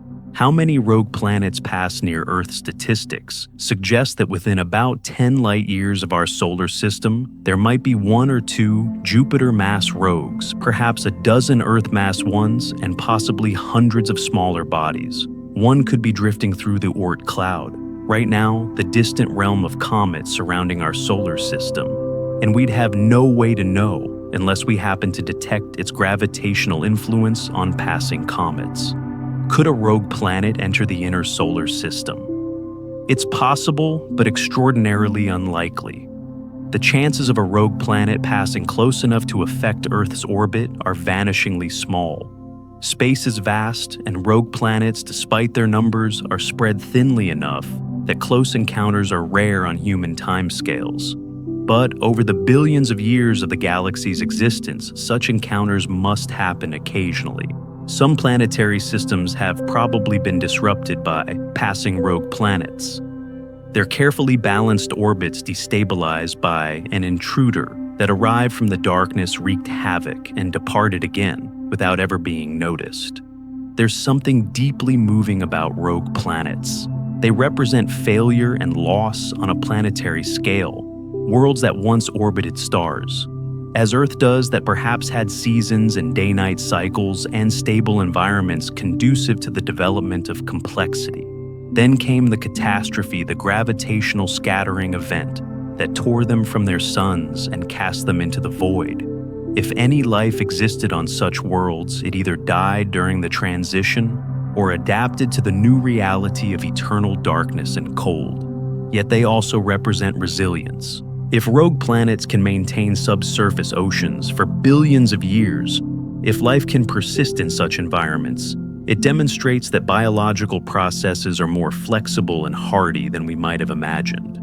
It suggests that habitability doesn't require the narrow conditions we see on Earth: a temperate orbit around a stable star, an atmosphere maintained by solar heating photosynthesis, driving the energy economy of the biosphere. Perhaps habitability is wherever liquid water and energy sources coincide, regardless of whether that happens on a sunlit world or in the dark ocean beneath the ice of an orphan planet wandering between the stars. The Milky Way, then, is not just populated by stars and the planets that orbit them. It's filled with these wanderers, these dark worlds that drift through the space between star systems invisible and unsuspected, unless they happen to pass precisely in front of a background star and betray their presence through the subtle bending of light. They're part of the hidden architecture of the galaxy, objects that contribute to its mass, that occasionally interact gravitationally with other bodies, that might even host life, yet remain almost entirely unknown. But rogue planets and failed stars aren't the only invisible forces shaping our galaxy. There are larger structures, fields, and phenomena that extend across thousands of light years, influencing the formation and evolution of stars, yet remaining completely imperceptible to our eyes. These are the magnetic highways and energetic outbursts that thread through the Milky Way like an invisible nervous system carrying information and energy from the galactic center to the outermost edges. 6 million years ago, something extraordinary happened at the center of our galaxy. The supermassive black hole Sagittarius A star, which today sits relatively quiet and dormant, awakened. It consumed an enormous quantity of matter in a cosmic feeding frenzy, and the energy released was so immense that it literally blasted 2 massive bubbles of high-energy particles outward, perpendicular to the galactic disk. These bubbles are still expanding today, towering 25,000 light-years above and below the galactic plane structures, so vast that if you could see them from Earth, each would span more than half the visible sky. And we had no idea they existed until 2010. The Fermi Gamma Ray Space Telescope, launched in 2008 to map the universe at the highest energy wavelengths of light, was conducting its routine survey of the sky when astronomers noticed something peculiar in the data. There were 2 enormous lobes of gamma ray emission extending symmetrically from the galactic center, like wings on either side of the Milky Way. The structures were remarkably well defined, with sharp edges that suggested they had been created by a single energetic event rather than accumulated gradually over time. They named them the Fermi bubbles, and their discovery revealed that the Milky Way is surrounded by invisible architecture on a scale that defies easy comprehension. These aren't just clouds of gas, they're regions filled with particles moving at nearly the speed of light, threaded with magnetic fields millions of times weaker than Earth's, but extending across thousands of light years. The bubbles glow in gamma rays because those ultra-fast particles are colliding with atoms in the sparse gas that fills the space above and below the galactic disk, producing the highest energy light in nature through those collisions. But what created them? The leading theory points to Sagittarius A star. Today, the central black hole is barely feeding accreting material at a trickle and producing only faint emissions. But it hasn't always been this way. Black holes aren't steady eaters. They go through cycles of activity and quiescence depending on how much material is available in their vicinity. 6 to 9 million years ago, something, perhaps a large gas cloud or even a star that wandered too close, fell into the gravitational well of Sagittarius A star. When matter falls toward a black hole, it doesn't plunge straight in. It has angular momentum, causing it to spiral inward, gradually forming an accretion disk. As the material crowds together in this disk, friction and magnetic forces heat it to extraordinary temperatures, millions of degrees. At such temperatures, the gas becomes plasma and begins emitting intense radiation across the electromagnetic spectrum. But not all the material makes it into the black hole. Some gets channeled by magnetic fields into powerful jets that shoot outward along the black hole's rotation axis, perpendicular to the accretion disk. These jets are among the most powerful phenomena in the universe. They carry enormous amounts of energy away from the black hole, accelerating particles to relativistic speeds and blasting through anything in their path. When Sagittarius A star was actively feeding millions of years ago, it likely produced such jets. These jets plowed through the gas above and below the galactic disk, inflating the bubbles like cosmic balloons. The sharp edges we see today represent the boundary where the expanding bubbles push against the surrounding medium, creating a shock wave that compresses and heats the gas. The energy required to create these structures is almost unimaginable, equivalent to about 100,000 supernovae going off simultaneously, or roughly the energy released. If you converted the entire mass of 10,000 suns directly into pure energy via Einstein's E equals mc squared. And this wasn't a continuous process, but likely a relatively brief outburst, perhaps, lasting just a few 100,000 years. Then, as the material around the black hole was exhausted or blown away, the feeding stopped, and Sagittarius A star returned to its current state of near dormancy. But here's what's truly fascinating. The Fermi bubbles tell us the story of something that happened 6 million years ago, written in gamma rays that are only now reaching us. Light travels at 300,000 kilometers per second, but the bubbles are so large that light takes 25,000 years just to travel from the bottom of one bubble to the top. When we observe them, we're seeing a snapshot of a structure frozen in time, still carrying the imprint of an ancient catastrophe at the galactic center. What would this have looked like from Earth 6 million years ago when the event was actually occurring? That's a question that haunts astronomers, because 6 million years ago, early human ancestors were just beginning to walk upright in Africa. Sahelanthropus, one of the earliest known hominins, lived around that time. If they'd had the ability to see gamma rays, which thankfully they didn't, as gamma rays are deadly, they would have witnessed the sky above and below the Milky Way blazing with high-energy light. Even in visible wavelengths, there might have been effects. The jets and bubbles would have created shock waves that excited gas in the galactic halo, potentially causing it to emit visible light. The night sky might have shown faint ghostly curtains of light above and below the Milky Way's band auroras on a galactic scale. The Fermi bubbles aren't the only invisible structures extending from the galactic center.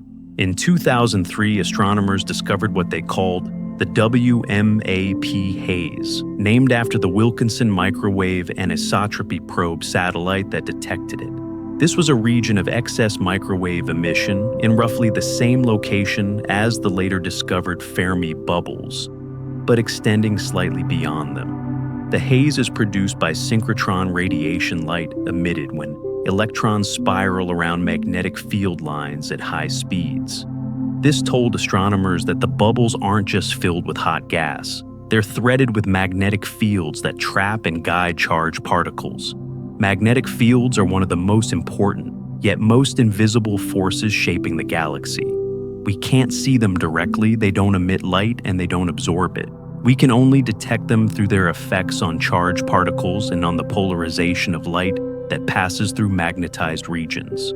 But they're everywhere in the Milky Way, forming a complex tangled web that influences star formation channels, cosmic rays, and helps regulate the flow of gas throughout the galactic disk. The galaxy's magnetic field has a large-scale structure that roughly follows the spiral arms with field strengths of a few microgauss, millions of times weaker than the magnetic field at Earth's surface, which itself is already quite weak compared to laboratory magnets or even common refrigerator magnets. But weak doesn't mean unimportant. On galactic scales, even micro-Gauss fields contain enormous amounts of energy and exert significant pressure on the gas they permeate. These magnetic fields do something remarkable. They support molecular clouds against gravitational collapse. Remember those dark zones we explored earlier, the massive clouds where stars form? The gas in those clouds is on the edge of collapse, held in a delicate balance between gravity pulling inward and various forms of pressure pushing outward. Magnetic pressure is one of those supporting forces. The magnetic field lines threading through the cloud resist compression, providing additional support beyond just the thermal pressure of the gas itself. But magnetic fields can also channel gas flow. Charged particles, ions, and electrons can't easily move across magnetic field lines. They're essentially frozen to them, forced to spiral along the field's direction. This means that when gas flows through the galaxy, it tends to follow magnetic field lines like water following pipes. In the spiral arms where magnetic fields are stronger and more ordered, this channeling effect guides gas from the outer regions of the galaxy inward, helping to fuel star formation in the spiral arms themselves. One of the most dramatic demonstrations of galactic magnetic fields comes from pulsars, those rapidly spinning neutron stars we discussed earlier. Pulsars emit radio waves and narrow beams along their magnetic axes. As the pulsar rotates, these beams sweep across space like lighthouse beams. When the radio waves travel through the interstellar medium on their way to Earth, they interact with the free electrons in that medium and with any magnetic fields present. This interaction causes a phenomenon called Faraday rotation, where the polarization angle of the radio waves gets twisted. By measuring how much the polarization has rotated, astronomers can calculate the strength and direction of the magnetic field the radio waves pass through. It's like the radio waves are carrying a message about the magnetic environment they traveled through. By observing hundreds of pulsars scattered throughout the galaxy, astronomers have been able to map the three-dimensional structure of the Milky Way's magnetic field in unprecedented detail. What they've found is that the field isn't simply ordered and spiral-shaped.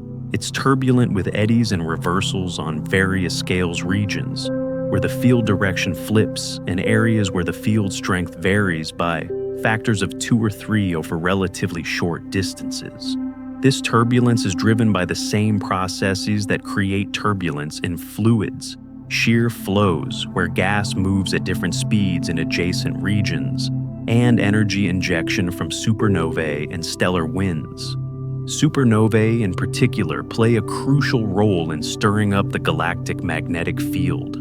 When a massive star explodes, it doesn't just release light and heavy elements, it also releases enormous amounts of mechanical energy in the form of a blast wave that expands at thousands of kilometers per second. This blast wave plows through the surrounding gas, compressing it, heating it, and twisting up any magnetic field lines it encounters. Each supernova creates a bubble of hot, magnetized plasma that can extend for hundreds of light years and persist for millions of years.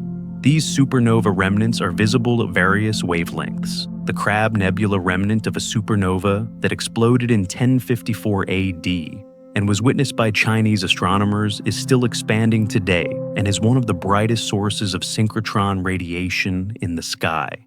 The synchrotron emission comes from electrons accelerated to nearly light speed by the supernova now spiraling around the tangled magnetic field pervading the nebula. Similar remnants are scattered throughout the galaxy. Roughly 1 supernova goes off in the Milky Way every century or so, which means there are thousands of remnants at various stages of evolution, from young ones just a few hundred years old to ancient ones tens of thousands of years old. Their shells expanded and faded, but still threaded with enhanced magnetic fields. Think about what this means for the structure of the galaxy. The interstellar medium isn't a smooth, uniform gas. It's a froth, a foam of overlapping bubbles blown by stellar winds and supernovae, each bubble filled with hot, magnetized plasma, each one slowly cooling and eventually merging with the surrounding medium. And threading through this entire structure is the galactic magnetic field, simultaneously shaped by these bubbles and helping to contain them, guiding the flow of cosmic rays, high-energy particles produced by supernovae and other energetic events as they bounce around the galaxy. Cosmic rays are another invisible component of the galactic ecosystem. These are atomic nuclei, mostly protons, but also heavier elements moving at nearly the speed of light. They're not rays in the traditional sense. The name is historical, from before we understood what they were. They're particles, and they carry tremendous amounts of energy. A single cosmic ray proton can have as much kinetic energy as a well-thrown baseball, despite being roughly a trillion times less massive. Where do they come from? Supernovae are the leading candidates. The shock waves from supernova explosions are thought to accelerate particles through a process called diffusive shock acceleration, where particles bounce back and forth across the shock front, gaining energy with each crossing until they're moving at relativistic speeds. These particles then escape into the galaxy where they become part of the cosmic ray background. But cosmic rays can't easily escape the galaxy. The magnetic fields that permeate the galactic disk trap them, forcing them to spiral along field lines and bounce off irregularities in the field structure. It takes millions of years for a cosmic ray to diffuse from its source to the edges of the galaxy, during which time it travels an enormous distance, not in a straight line, but in a random walk, bouncing and spiraling, sometimes crossing the same region multiple times. The galaxy in this sense acts like a cosmic ray jail, holding most of them captive for millions of years before they finally escape into intergalactic space. This has implications for life.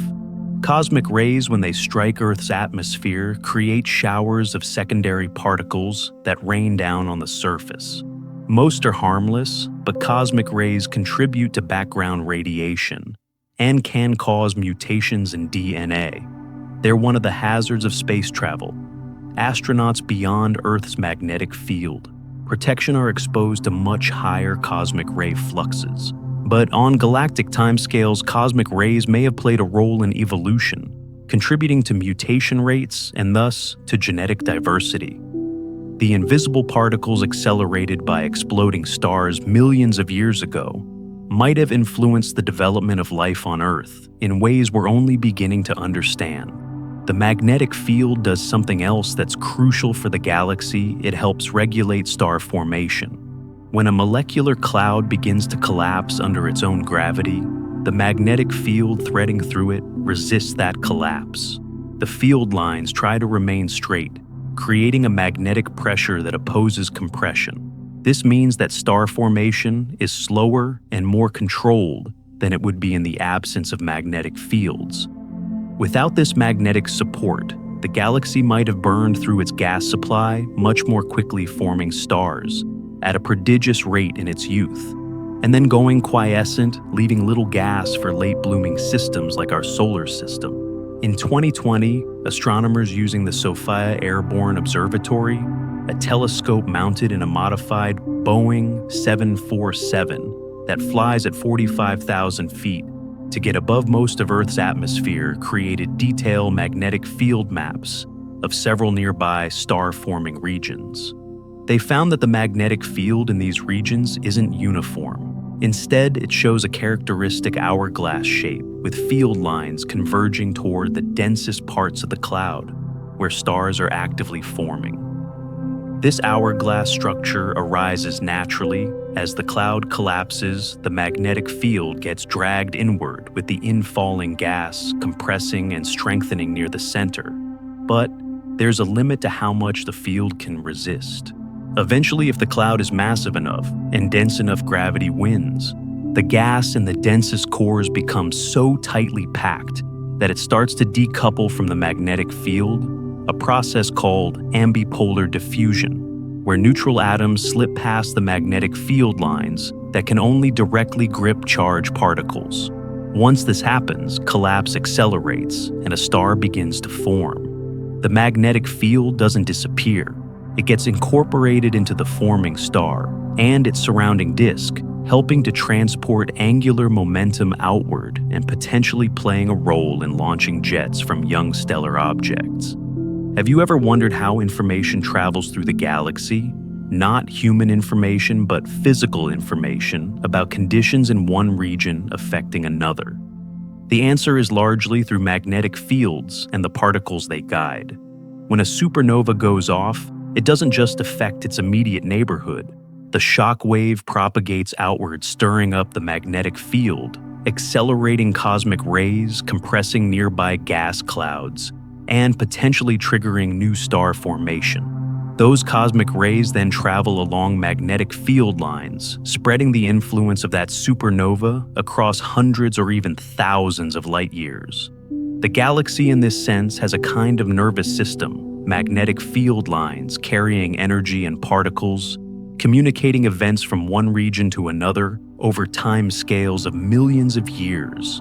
The Fermi bubbles represent an extreme example of this communication.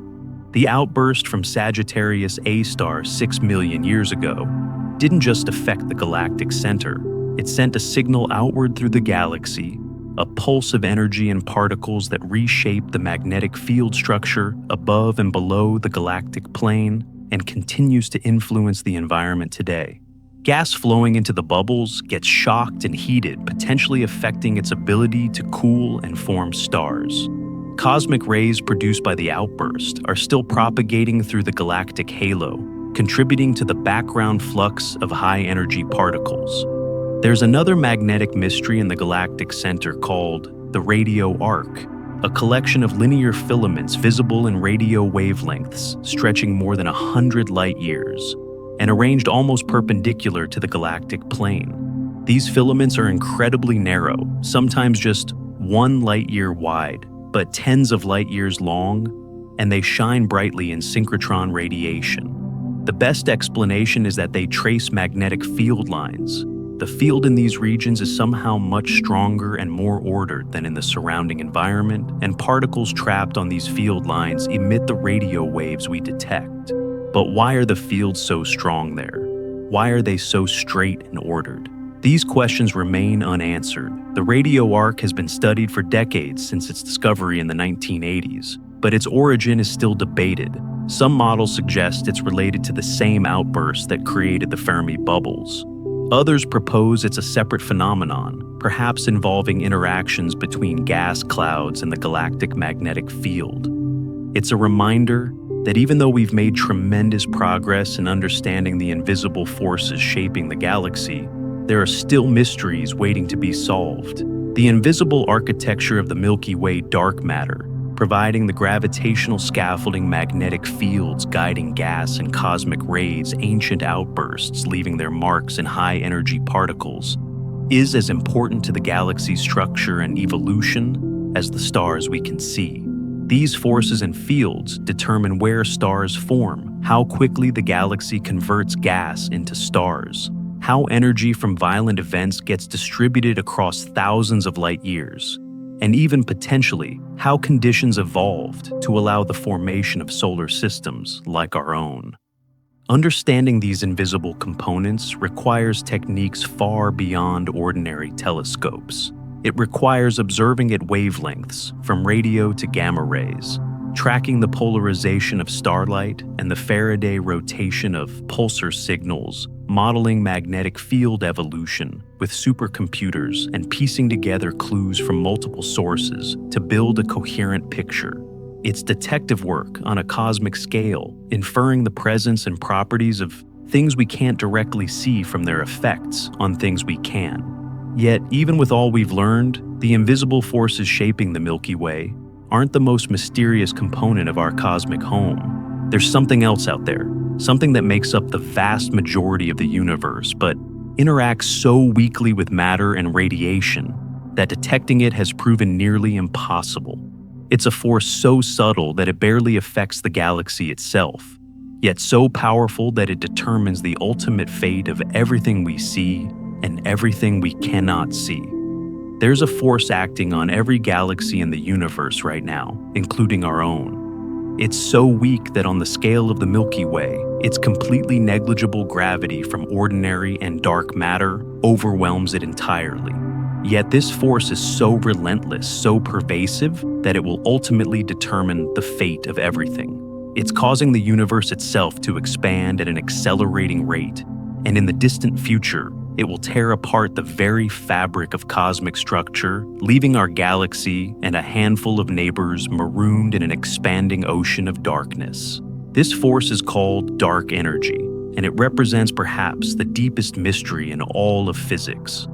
The story begins in 1998, when two independent teams of astronomers were trying to measure something that seemed straightforward: how fast the universe's expansion was slowing down. Ever since Edwin Hubble discovered in 1929 that the universe was expanding, that distant galaxies were moving away from us with more distant ones receding, faster cosmologists had assumed that this expansion must be decelerating. Gravity, after all, pulls things together. The mutual gravitational attraction of all the matter in the universe should be gradually slowing the expansion like a ball thrown upward, eventually slowing as Earth's gravity pulls it back. The two teams, the Supernova Cosmology Project, led by Saul Perlmutter, and the High Z Supernova Search Team, led by Brian Schmidt and Adam Rice, were using Type 1 supernovae as cosmic distance markers. These supernovae are remarkably useful for cosmology because they have a very consistent peak brightness. They're what astronomers call standard candles. When you observe a Type 1a supernova in a distant galaxy, you can measure its apparent brightness and compare it to its known absolute brightness to calculate its distance.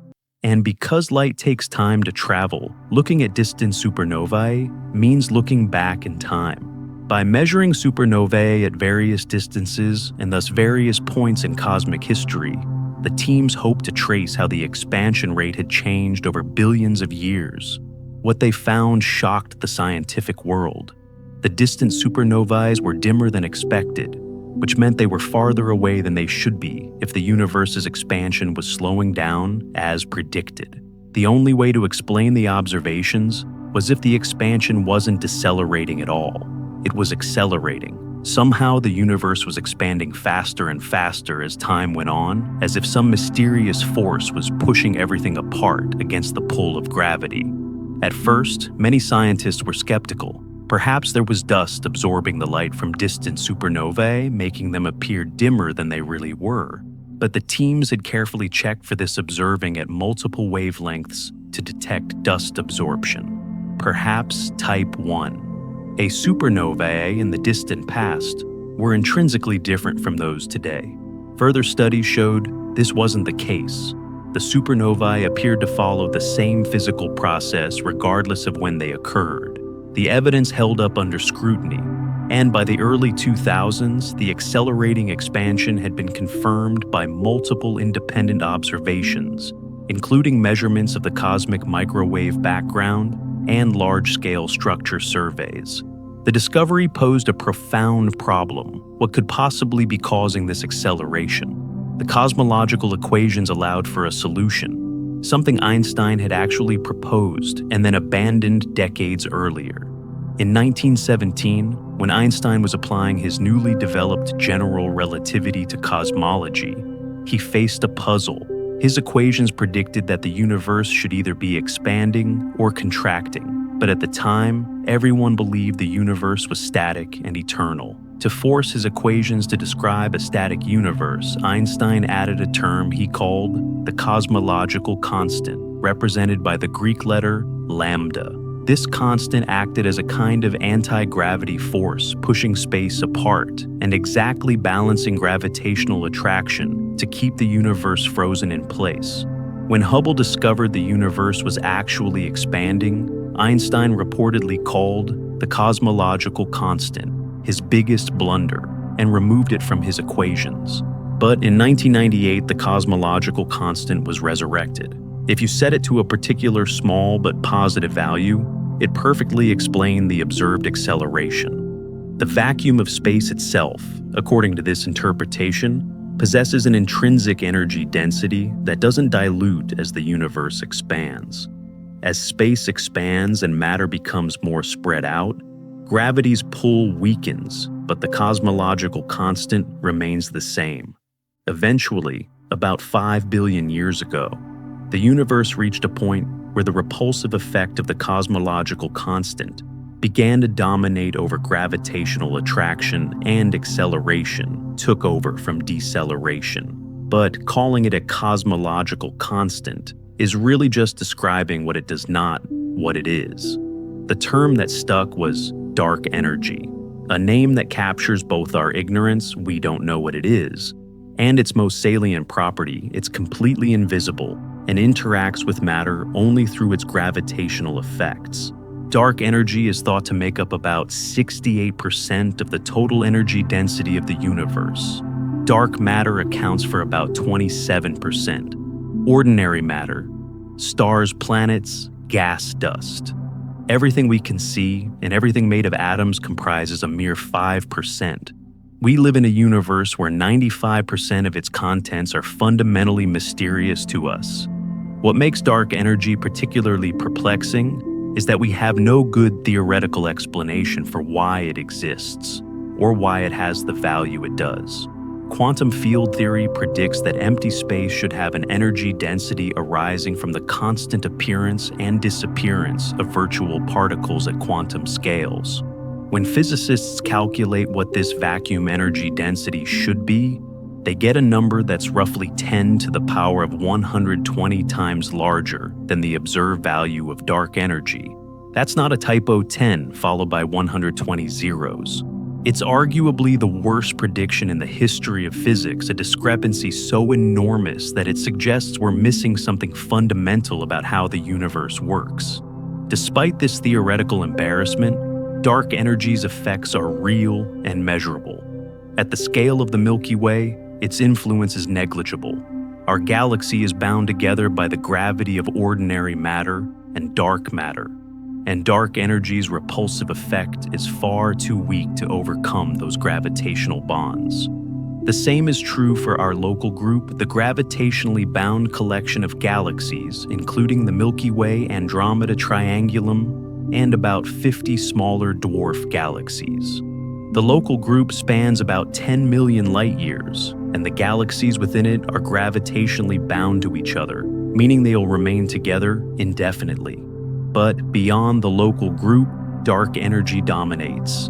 Look at the Virgo cluster, about 53 million light-years away, containing over 1,500 galaxies.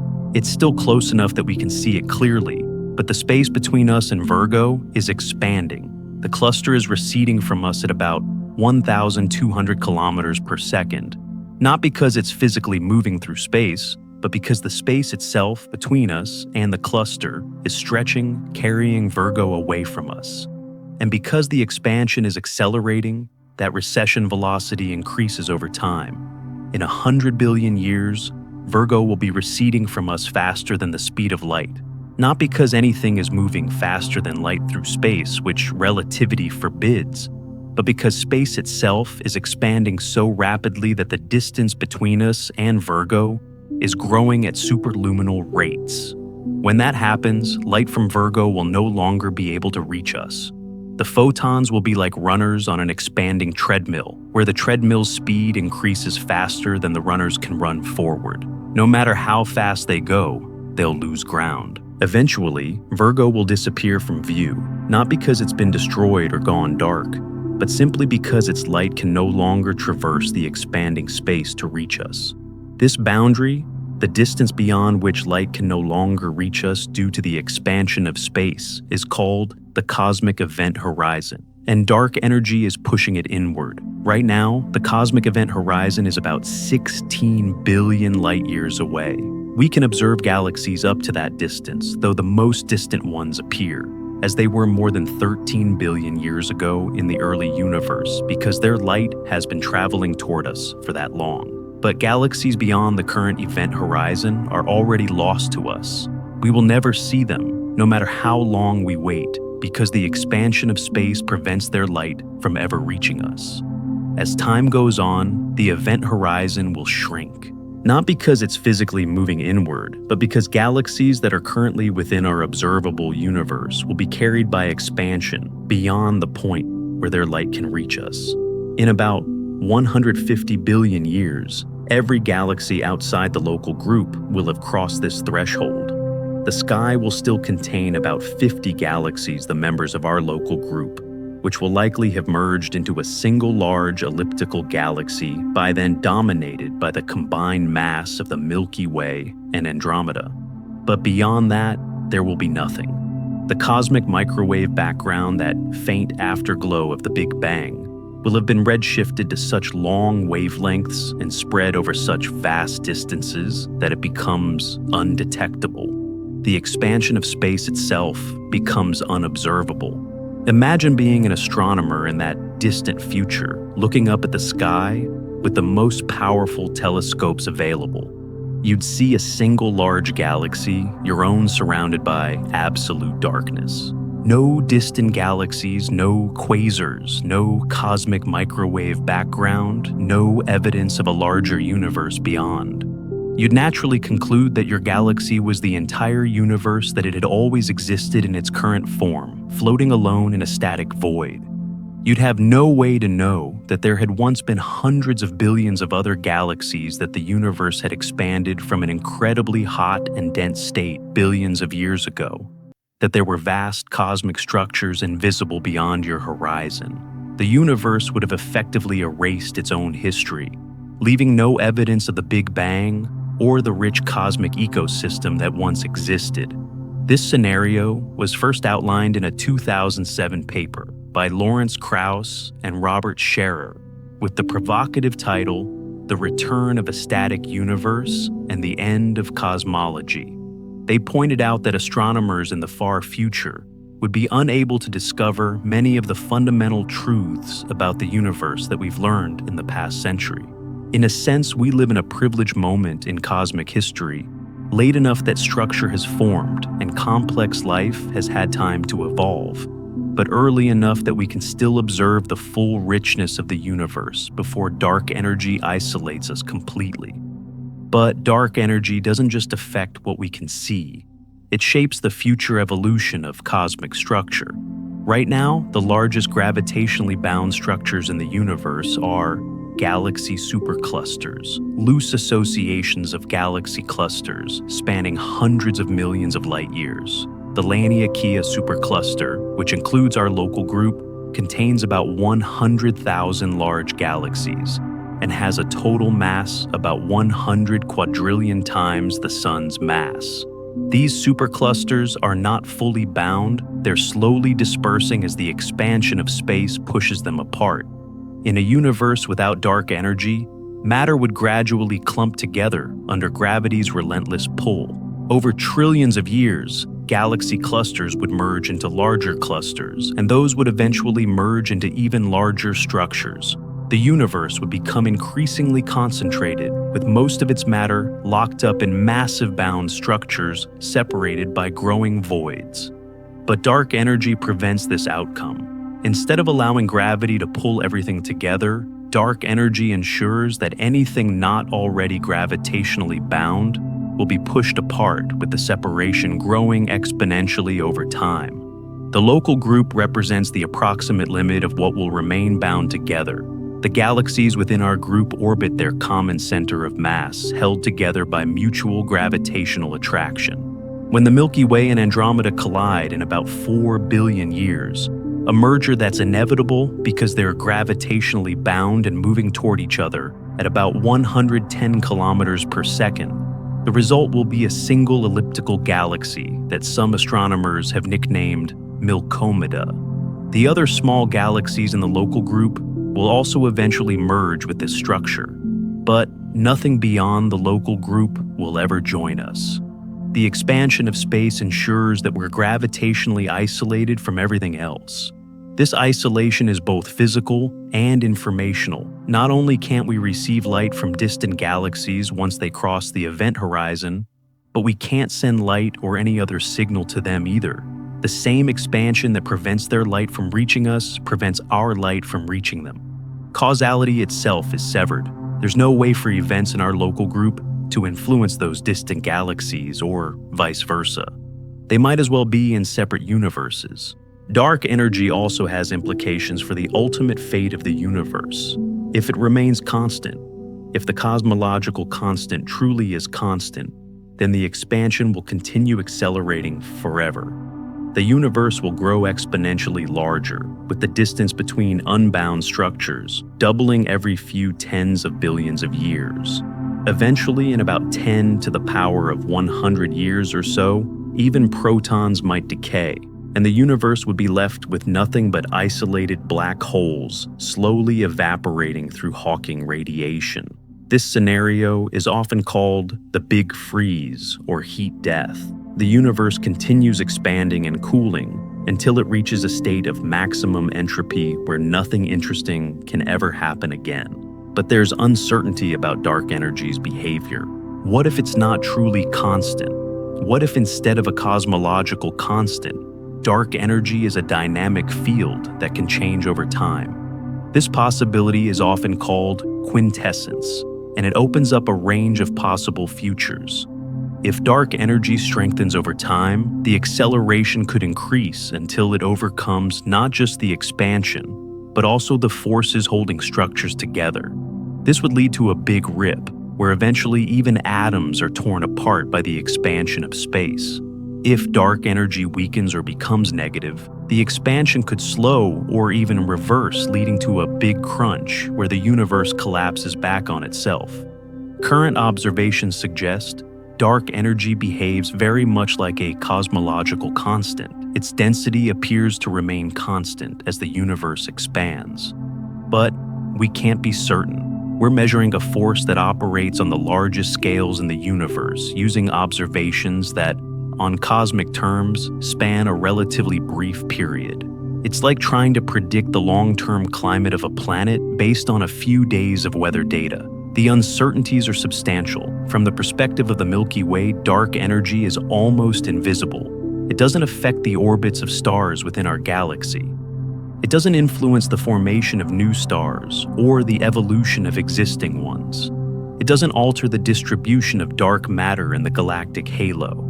On scales where gravity from ordinary and dark matter dominates anything smaller than a galaxy, supercluster dark energy's effects are negligible. You could perform every experiment ever conducted within the Milky Way and never directly detect dark energy's presence. Yet, it's there embedded in the structure of space-time itself, a kind of inherent tension in the fabric of the universe that causes space to expand. And while it doesn't affect the galaxy now, it determines the galaxy's ultimate isolation. The Milky Way and its local group companions are an island universe in the making, a system that will eventually find itself alone in an expanding void with no connection to the rest of creation. There's something philosophically profound about this.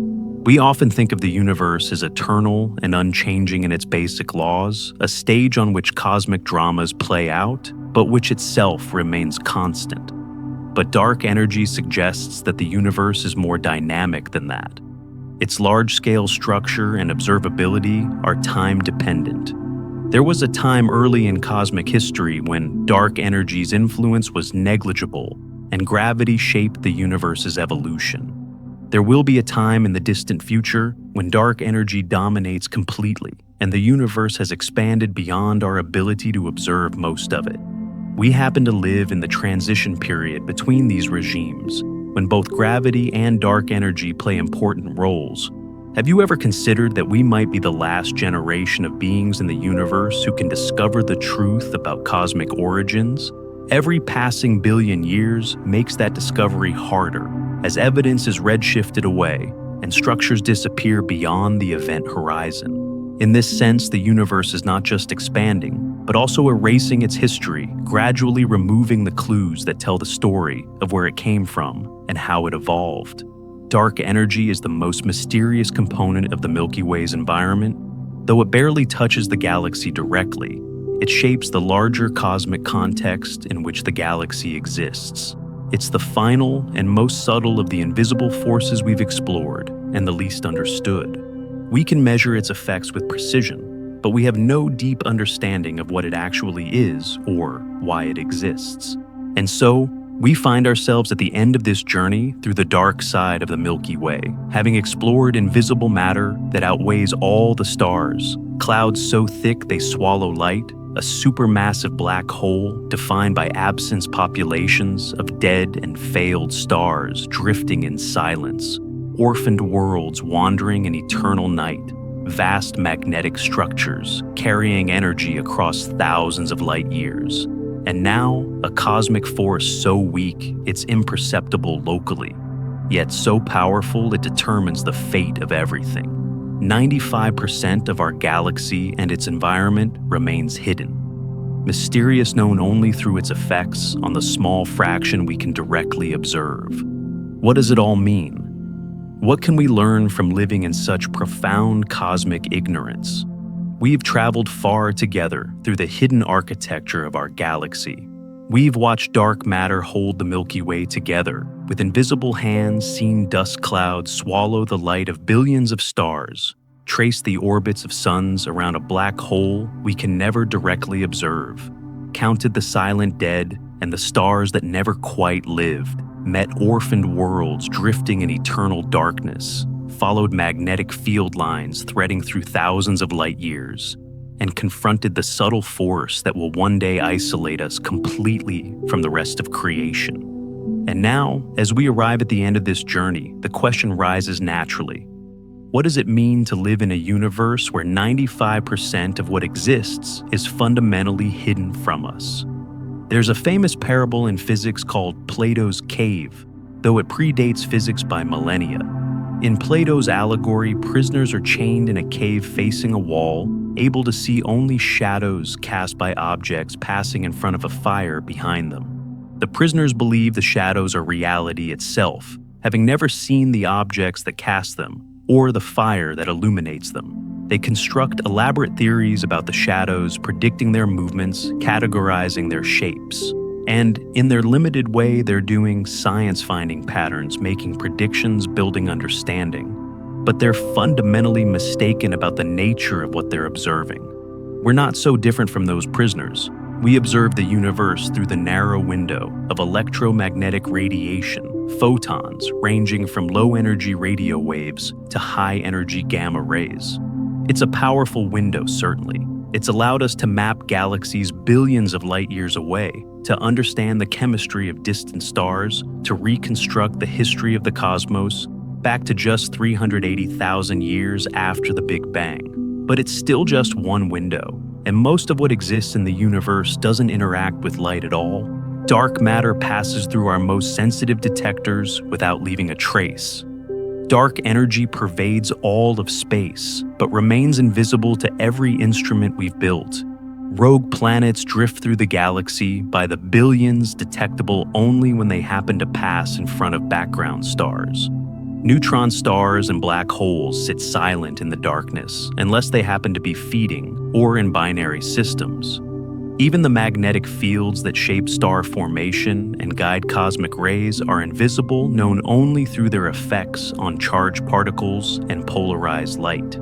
Yet, here's what's remarkable. We've learned to see what cannot be seen.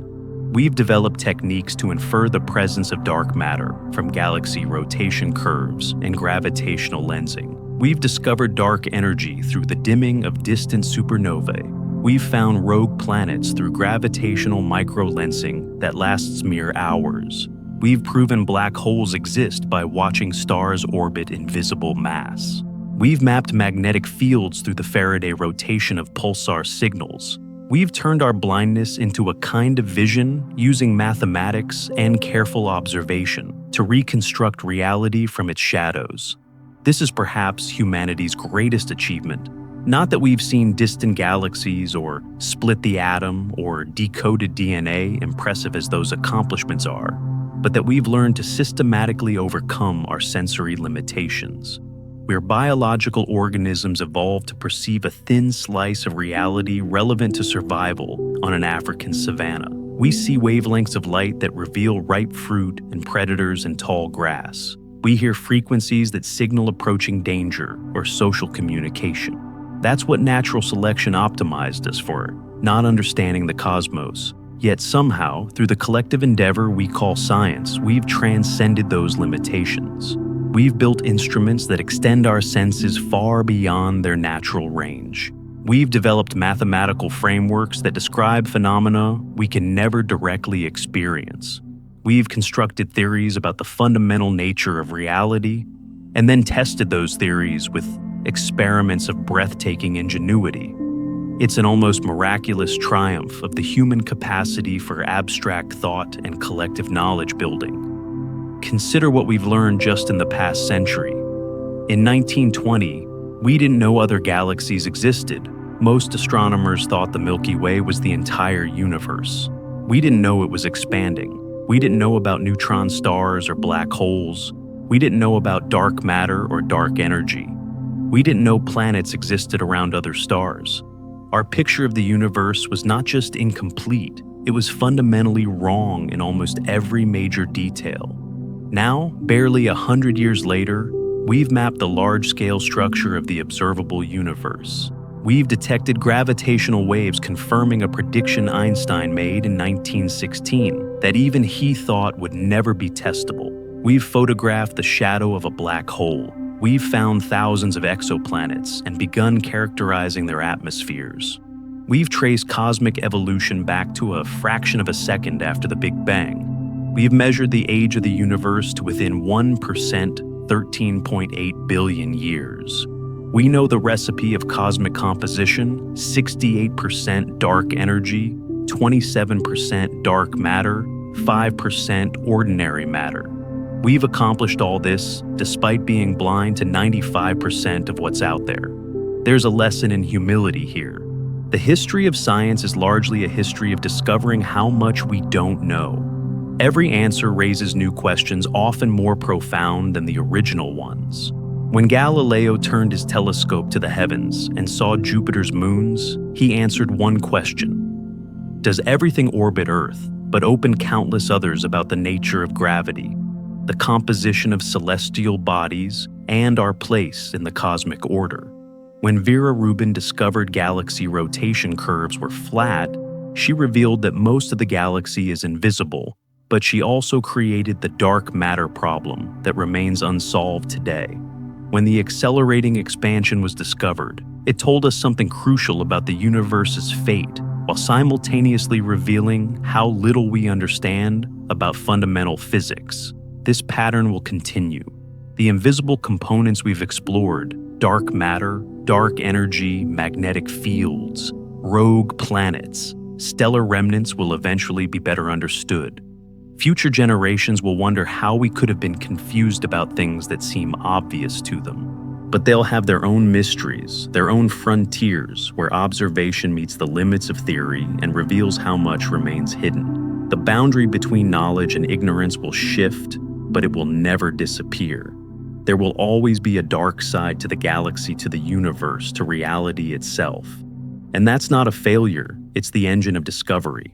Science doesn't progress by accumulating facts until we know everything. It progresses by revealing new questions, by showing us the edges of our ignorance and inviting us to push beyond them. The dark matter problem has driven decades of theoretical work and experimental innovation. The search for dark energy's nature is reshaping our understanding of quantum field theory and general relativity. The discovery of exoplanets and rogue worlds is revolutionizing planetary science and astrobiology. Every mystery once recognized becomes an opportunity. But there's another lesson here, one that's perhaps more personal and immediate. We live our entire lives in the light, the thin slice of reality accessible to our senses and instruments. We build our civilization in this illuminated space, creating meaning and purpose in the small corner of the universe we can observe and influence. And that's enough. It has to be enough, because it's all we have direct access to. Yet knowing that darkness exists beyond the light, that vast structures and populations remain hidden, that the majority of reality is invisible, this knowledge changes how we think about our place in the cosmos. It instills a kind of cosmic humility. We're not just small and space inhabitants of a minor planet around an average star in an unremarkable region of one galaxy among hundreds of billions. We're also limited in perception, aware of only a fraction of what's truly out there. The universe is stranger and larger and more mysterious than our senses can ever fully reveal.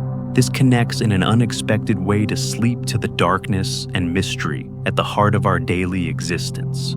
You spend roughly 1/3 of your life unconscious, your mind drifting through dreams that seem real while you experience them, but dissolve like mist when you wake. For 8 hours each night, you exist in a state fundamentally different from waking consciousness, a state we still don't fully understand despite centuries of study. Sleep researchers can measure brain waves, track eye movements, monitor what happens physiologically during sleep. But the subjective experience why dreams feel the way they do, why consciousness recedes and returns, what purpose this daily descent into darkness serves remains partially mysterious. The galaxy is like that. It exists mostly in states we cannot directly perceive, in forms invisible to our instruments, governed by forces we're still struggling to comprehend. The stars we see are like the waking hours, vivid, immediate, seemingly all-encompassing when we're experiencing them. But they're not the whole story. The dark matter, the failed stars, the rogue planets, the magnetic fields, the ancient outbursts whose echoes still reverberate, these are like the hours of sleep essential to the system's functioning, but largely hidden from direct observation. And just as sleep and dreams can be restful, can provide respite from the demands of consciousness, there's something comforting about cosmic mystery. We don't need to understand everything to appreciate the beauty of a star-filled sky. We don't need to solve every puzzle to find meaning in our existence. The darkness, both the darkness of sleep and the darkness of the hidden galaxy, isn't an enemy to be conquered. It's a companion, a reminder that reality is larger than what we can currently grasp, that there's always more to discover, that the universe still has secrets to share with those patient enough to seek them. Think about what ancient people saw when they looked at the night sky. They saw the same stars we do, arranged in the same patterns, but they interpreted them through the lens of their mythology, their cultural stories, their limited understanding of cosmology. They saw gods and heroes, portents and omens. They believed the stars were fixed to a celestial sphere, that the earth was the center of creation, that the heavens were fundamentally different from the terrestrial realm. They were wrong about almost everything, but their sense of wonder, their feeling that the night sky meant something important, that it connected them to larger cosmic patterns, was entirely appropriate. We're in a similar position, just with more sophisticated instruments and better mathematical models. We look at the galaxy and see spiral arms shaped by density waves, star formation triggered by molecular cloud collapse, orbital dynamics, governed by dark matter distributions. We're right about far more than the ancients were, but we're still interpreting what we see through the necessarily limited lens of our current understanding. Future astronomers will look back at our theories about dark matter and dark energy, the way we look back at celestial spheres and crystalline heavens as sincere attempts to make sense of the universe with incomplete information. But that doesn't diminish what we've achieved. It amplifies it. Every measurement of a galaxy's rotation, curve, every detection of a gravitational wave, every photograph of a distant star-forming region, these are victories won against the universe's natural opacity. They're acts of defiance against the limitations imposed by our biology and the vast scales of space and time. We're creatures who live for decades, trying to understand processes that unfold over billions of years. We're organisms bound to a single planet, mapping structures that span hundreds of millions of light years. We're pattern recognition engines built by evolution, attempting to comprehend the fundamental nature of reality. It's audacious, almost absurd, and yet we're succeeding. The Milky Way doesn't owe us transparency. The universe isn't obligated to be comprehensible. The fact that reality follows mathematical laws, we can discover that patterns repeat on different scales, that experiments are reproducible, and theories can be tested. None of this was guaranteed. We might have found ourselves in a universe too chaotic for science, too arbitrary for understanding, but we didn't. We live in a cosmos that, while mostly hidden, nevertheless reveals itself to patient observation and careful reasoning. So, what should we do with this knowledge? How should we live, knowing that 95% of the galaxy is invisible, that most of reality remains mysterious, that the universe will eventually isolate us beyond any possibility of escape? We should do exactly what we're doing now.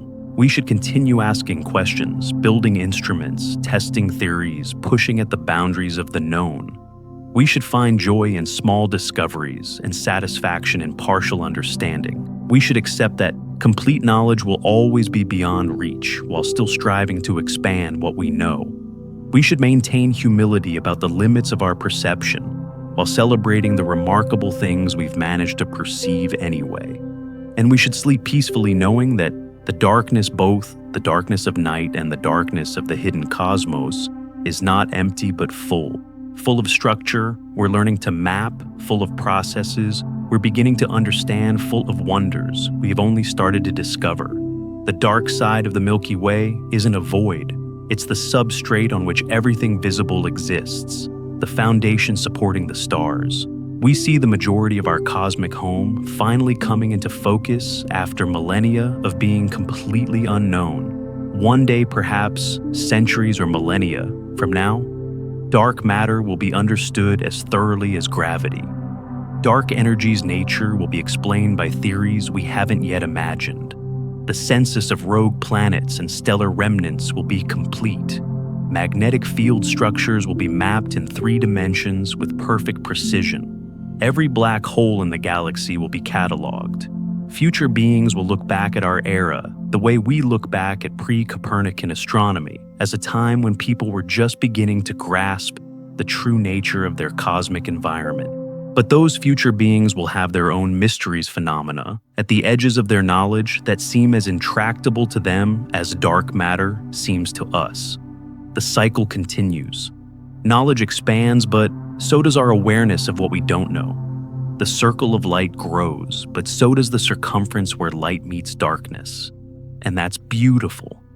That's how it should be. A universe fully known would be a universe drained of wonder, emptied of possibility, reduced to a catalog of facts, with no frontiers left to explore. We're fortunate to live in mystery, to have questions that challenge our deepest theories, to stand at the boundary between knowledge and ignorance and feel the pull of both. So, sleep well, friend. Rest in the knowledge that the universe is vast and strange and mostly hidden, but also that we're learning to read its secrets written in the motion of stars, in the bending of light, in the whisper of particles born billions of years ago. The Milky Way has a dark side, but darkness is not absence, it's presence waiting to be revealed.